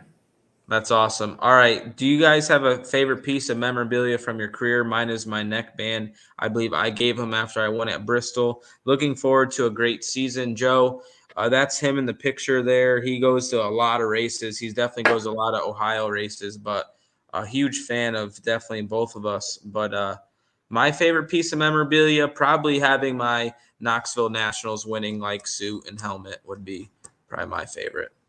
Mine actually is the only trophy that I have here in Arizona. Ooh, it's the golden NASCAR. Yep, the Gold Cup. Oh, nice. Is that for you being a champion? Yeah, it's my gold car and then my championship ring. Yeah. Well, like it's fallen, but my championship ring. Yeah, that car is sweet. That's got to be like 14 karat gold or something crazy. It is. Yeah, it's not cheap. Yeah, no, that's awesome. That's very cool. I used to have those die casts when I was younger. My dad collected them. He had all the gold ones back in the day, but that's a bigger scale. That's real, awesome. real gold, like handcrafted. It's crazy how they do it. Yeah, it's beautiful. All right, Johnny says, "Hey Kyle, do you plan on running any races at Fairbury this year? Can you say hi, Johnny, too, please?" Hi, Johnny. I actually don't think I'm going to Fairbury this year. If anything, because the Prairie Dirt Classic is during some weekend that I can't make it to this year. And you already won it. Yeah, that. But yeah. So I don't think I'm gonna make it to Fairbury this year. All right, Michael says, "Do Big you wish question, to?" Owen, let's. Okay, we don't need any more, Kyle. Owen, This ain't never gonna Owen. end. No, Owen's terrible interviews. So Owen, Owen, you've been on national TV more than I have. You didn't like the interviews with Cash? You and Cash, those were famous interviews. I like your hair. Hang on, You got the let's little. pull up your interview from Texas this year. Let's pull up your interview. Hang on.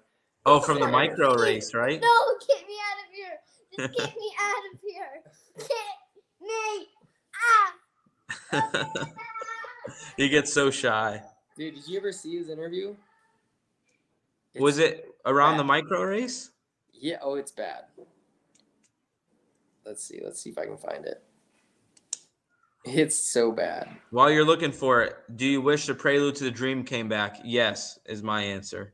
Oh, totally. That was a badass race. I always look forward to that. Yeah. No, Prelude for sure. Who was the I always best? wanted to race in it, and then the year I became a NASCAR driver, they took it away. Yeah, I know. I love that event. That was so cool. You got it? Yeah, I got it. Can you hear it? Hang on.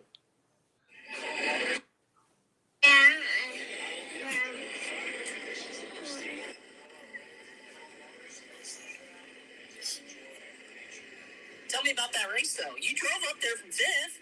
Yeah, I felt pretty good. Well, Rexon comes over. Nice fist bump. yeah.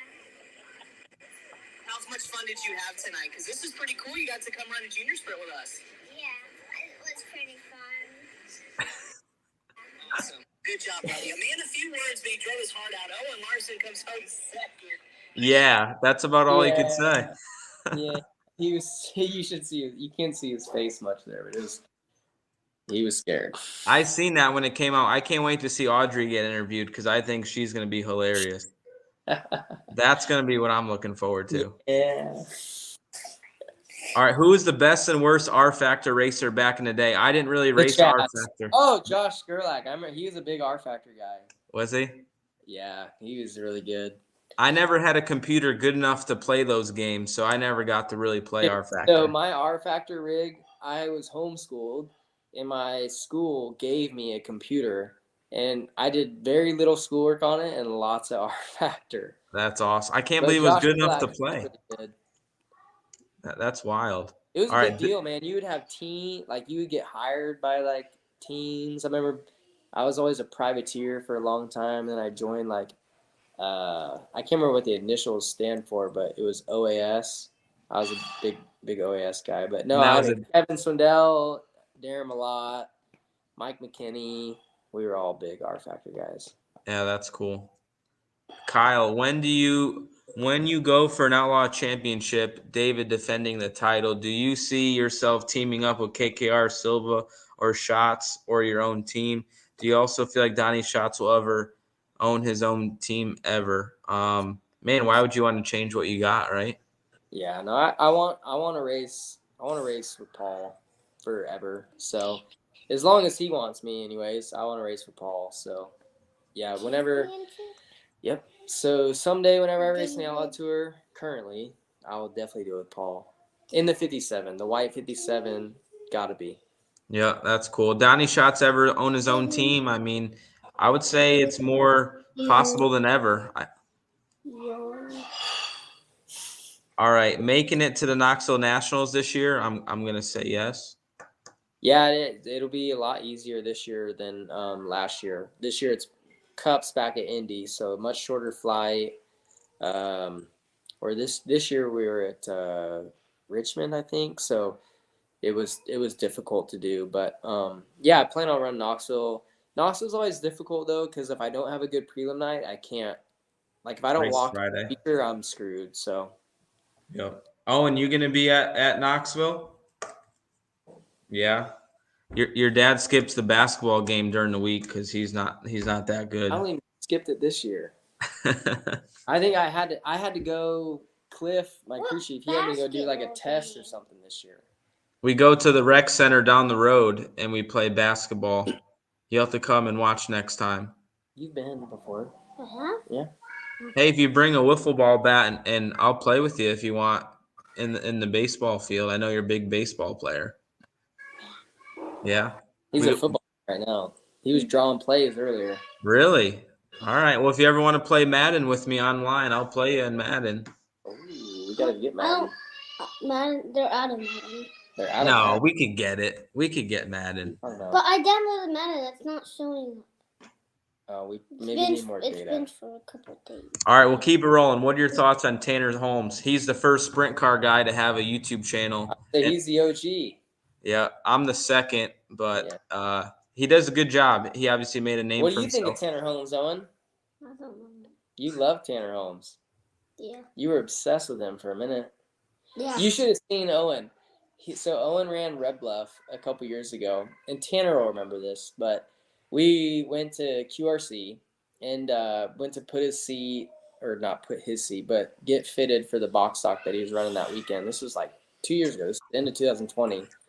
And Owen used to watch Tanner's videos all the time, and we go to the shop, and here comes Tanner walking in the door, and Owen, like, it was like, seeing your hero or your like the celebrity that you never thought you'd see more, and he just froze and wouldn't, like, got stiff as a board, couldn't even hardly pick him up to put him in the go-kart to get fitted. It was hilarious. And then Tanner put him on his YouTube page that weekend. So You're famous.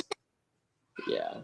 That's I pretty thought cool. you were talking about the video that was on. Yeah, well, the day before was when you met him.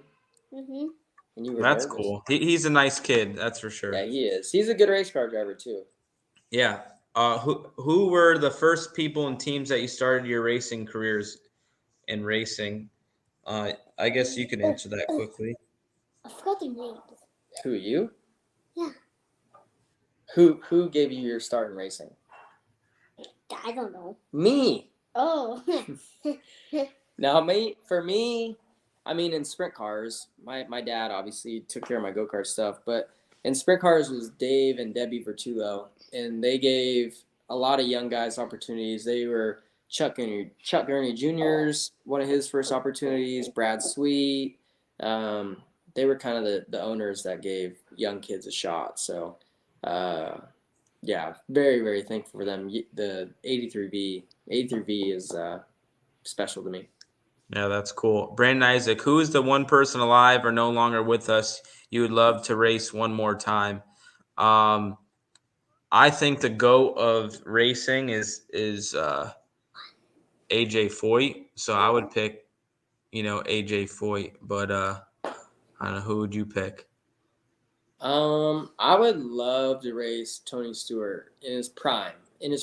Like when he was fiery, wanted to fight people, and total badass behind the wheel. Yeah, I feel like I've gotten a race obviously with Tony, but I feel like it was kind of like after he was, and I hope he doesn't like get mad when I say this, but like out of his prime, So I would love to race with him in like the early 2000s in a dirt, midget or sprint car or something like that. Because I look up to him a lot, and I to me, in my my opinion is he's the greatest race car driver of all time. So I would love to have raced with him in his prime. Yeah, he was a lot like, AJ. Like, I think that was his hero, I believe. Yeah. They did it all, one on every level. And then Tony to win. I feel like Tony winning an Outlaw show was super impressive for the limited amount of starts and how much he actually raced them. I thought that was definitely impressive, him doing that in the stage of his career. The Chaz. There's the Chaz. You know the Chaz? I don't. You know the Chaz? Grinder. Grinder. You don't need to know that. You know the Chaz? Mm-hmm. Is he a nice guy? No. Love Outlaws, but see Huset's local winning the Nationals. I mean, that there's a chance a local could win the Huset's race, but who knows? Yeah, I mean, it'd be tough. I think if there is a track to have a big race at, Huset's is a great place for it because, I feel like more locals have an opportunity to win there, but it'd be tough. For sure. Say hi to my uncle Javon for me. He has a Speedo with your photo on it. Oh. I don't know. Say hi to your uncle Javon for me. I don't know. Do you have an uncle Javon? I think that's Tristan's uncle. I don't have an uncle that's named Either do I. But he has a Speedo with your photo on it, so that's pretty hilarious. Hey, thank you. Thanks for my face there. Will you boys be at the Speed Palace, Port Royal, coming this season? I will be. Kyle might not. I don't think he is. Yeah, I don't know. Maybe at some point. Will you boys? Oh, this is a good one right here. Spike Fast stirs the pot, but he's got money though. Is it true Kyle Larson trash talk? He's backing his pay down. What the heck? Yeah, is it true that Kyle Larson trash talked the Chili Bowl and won't race it anymore because he's afraid to get beat by Kaylee Bryson and Taylor Reimer in the A-Main and be forced to do a 2-hour interview with the Chaz? Yeah, totally. Yeah, he's definitely scared. That's why I'm not going. All right, that's it for questions. I appreciate all the questions. I got a question or a couple How much topics. money was made tonight, Gravel? I'll report that tomorrow. It's going to take time to look at it. Did we have your most viewers? Brad Sweet's mom's standing right here, and she wants to know that if I beat her son. Yes, we got to 1.8 thousand. With Brad, we got 1.1 thousand. Yeah, so we beat Brad, but Brad was the second show ever. Rico beat Brad barely. So, hi, Mama Sweet. Say hi to Brad. All your fans out there. Yeah, Brad's fans. This is Guyneth. No. This is the babysitter right here. Yeah, that's right. Granny Nanny. Granny Guyneth. All right, my question is, what is Caitlin driving in Arizona? Since you're a Chevy guy, do you got like a Suburban now since you got 3 kids? Thankfully, I drive for a car dealer, and one of Rick's dealerships in the Bay Area, California. He gave us a BMW to drive, so she's got a BMW X7. Okay, nice. Oh, geez. What happened? Who was that? Who farted? Audrey, that's not very ladylike. She farts a lot. I did two. That's silly. I still love you, Audrey. Yeah, no, she's driving X7. I got my Corvette coming soon, Gravel. Oh, you did get a Z06 because Alex Bowman got his pretty early. Yeah, I got the least cool looking one. I went with Unreal. white. I know, I was bummed that I got it. They all got black or charcoal gray. William got the nicest one. His is like maroon. Maroon red. You got to call me on these things, Kyle. I'm telling you, I could be your consultant for your purchasing of vehicles. All right, next, when I trade this Corvette in, I'm coming to you. All right, come to me. I'll help you spec it out with everything you need. Yeah, I know. I think I screwed that whole thing up. That's all right. Well, I got good taste in cars. I think you need to get Caitlin, since you're a Chevy GM guy. You got to get her a Cadillac Escalade V. It comes with the ZL1 engine, so it's like 600-something horsepower, and it's an Escalade. I think you need to get it in black, all murdered out. I tell everybody right now that, well, not right now, but when I was like, man, my guy Gravel, he told me you got to get a manual transmission car because there's no more manual transmission cars out there. Yep. I'm telling you, it's hard. The Corvette, you can't even get a manual transmission, but the Camaro, you can.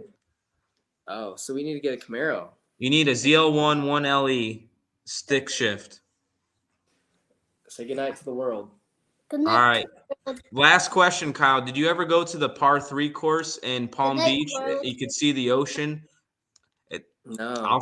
I'll send you the course. It's freaking beautiful. The par 3 Good course? night, Yeah, par 3 course in Palm Beach. Well, when I go back, we will. Yeah. Have you been golfing at all? I remember last time I was there, you sent me some videos of your swing. Yeah, I went in Washington, but Jill's uncle is a member to PGA National, and they have 4 or 5 courses there. So I'm gonna go to PGA National probably next week and knock the rust off. There you go. But if you guys come down around Daytona, I would like to bring you to that par 3 course. It's really nice. All right. All There's right. a Well, lot of nice courses where you're at. I know it's unlimited.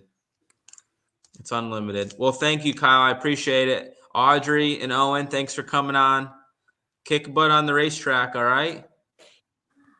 All right. Say thanks. Are you coming to Volusia to watch for a night at least? No. No? No, not when the Unreal. sprint cars are there. When the late models are there, I'm in town, but I I got won't. you. I don't. As of right now, if Caitlin goes to Florida, I'm not running the late model. If Caitlin doesn't go to Florida, I'll probably run the late model at Volusia. All right. But Well, let me know. She's doing good, so I think she's going to go to Florida, so I probably won't be racing. All right. Well, let me know if you come to Florida and we can go to dinner or maybe golf. All right. All right, Kyle. Thank you. 2 hours and 50 minutes. I feel like we should make it 10 more minutes. That's up to you, man. I feel terrible. So We can make you some more money the next 10 minutes. All right. Well, we got one more question. Another guy from New Zealand. Favorite New Zealand track? I've never been to New Zealand, so I feel like that's a question for you. I've only raced at Western Springs, Bay Park, and Huntley. And Western Springs is by far my favorite. Okay. It's such a cool vibe. Like, I don't know if you've probably been asleep, but it's packed. Like, it's 10,000 fans there every night. Like, That's the midget track that everybody goes to, and then they'll race sprint cars as well, but mostly midget's the main attraction. It's 10 minutes. It's right in the city. Like, we used to stay. I'm gonna go back to New Zealand again someday, but like, you stay in the city and you drive 10 to 12 minutes to the track. That's cool. I would like to go some. I've been asked to go to New Zealand, but man, I like my off season. It's 70 to 75 degrees out, and I don't know. I just like being home and hitting it hard through the season, and then just chilling in the off season. But that's just me. Yeah. No. Yeah. I agree. So I had something I wanted to ask. Is Hendrick Motorsports ever going to get involved in dirt racing? I heard rumblings. Oh, they might get involved in dirt racing. I mean, Alex Bowman is heavily involved in dirt racing. I feel you're heavily involved. William Byron has made starts. You know, Chase has made starts. I mean, why doesn't Hendrick have a sprint car team?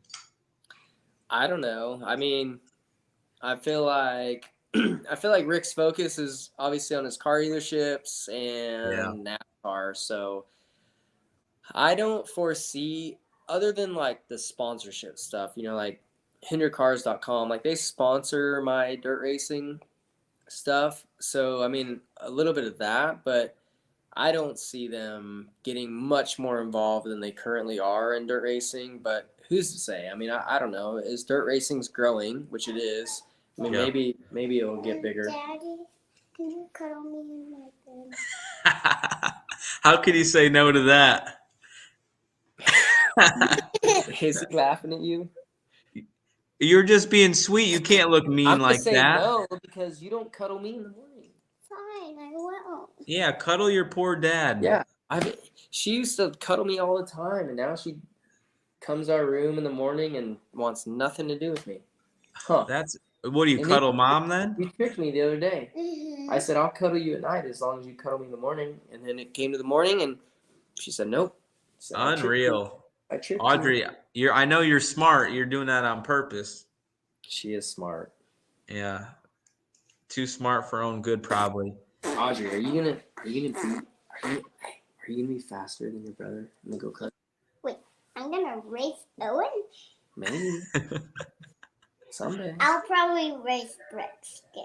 Braxton, he's fast. He's pretty fast. You have to be real good, but your mom's pretty good on the simulator, so maybe you'll be good.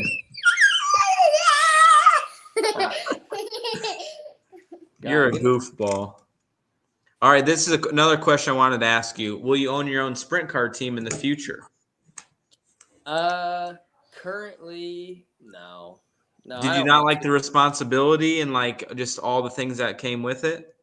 Yeah, definitely some of that. I mean, like, so when I owned the sprint car, it was a lot of fun. Like, I enjoyed it. I mean, it all happened sooner than I thought it would. Not that I thought it would have, but then I wanted it probably naturally to happen because Justin Marks, I mean, he was the owner of Larson Marks Racing. It was just kind of just my name on it, but still, like, even then, I feel like I had to have some involvement in it, and I probably wasn't ready for it. You know, I was still in my early 20s at that point, and Yeah, it happened fast. yeah, and then when like Carson was racing for us, that's when I was really the owner, and I loved it too. I mean, I did enjoy it. I loved having the team at the shop right there at my house, and you get to build friendships with them and all that. But it was just hard, you know, like it was a lot of work, a little bit for me, but a lot for like JP and my management team to try and keep it funded. Um, you know, then like to keep it funded, I mean, sponsors didn't really want to like sponsor the outlaw team. They wanted to sponsor me and what I was racing because I was still doing a lot of dirt racing. So it made it hard to like fund that outlaw team. But I did enjoy, I always said like before I made it to NASCAR, I wanted to be able to help a young driver make it.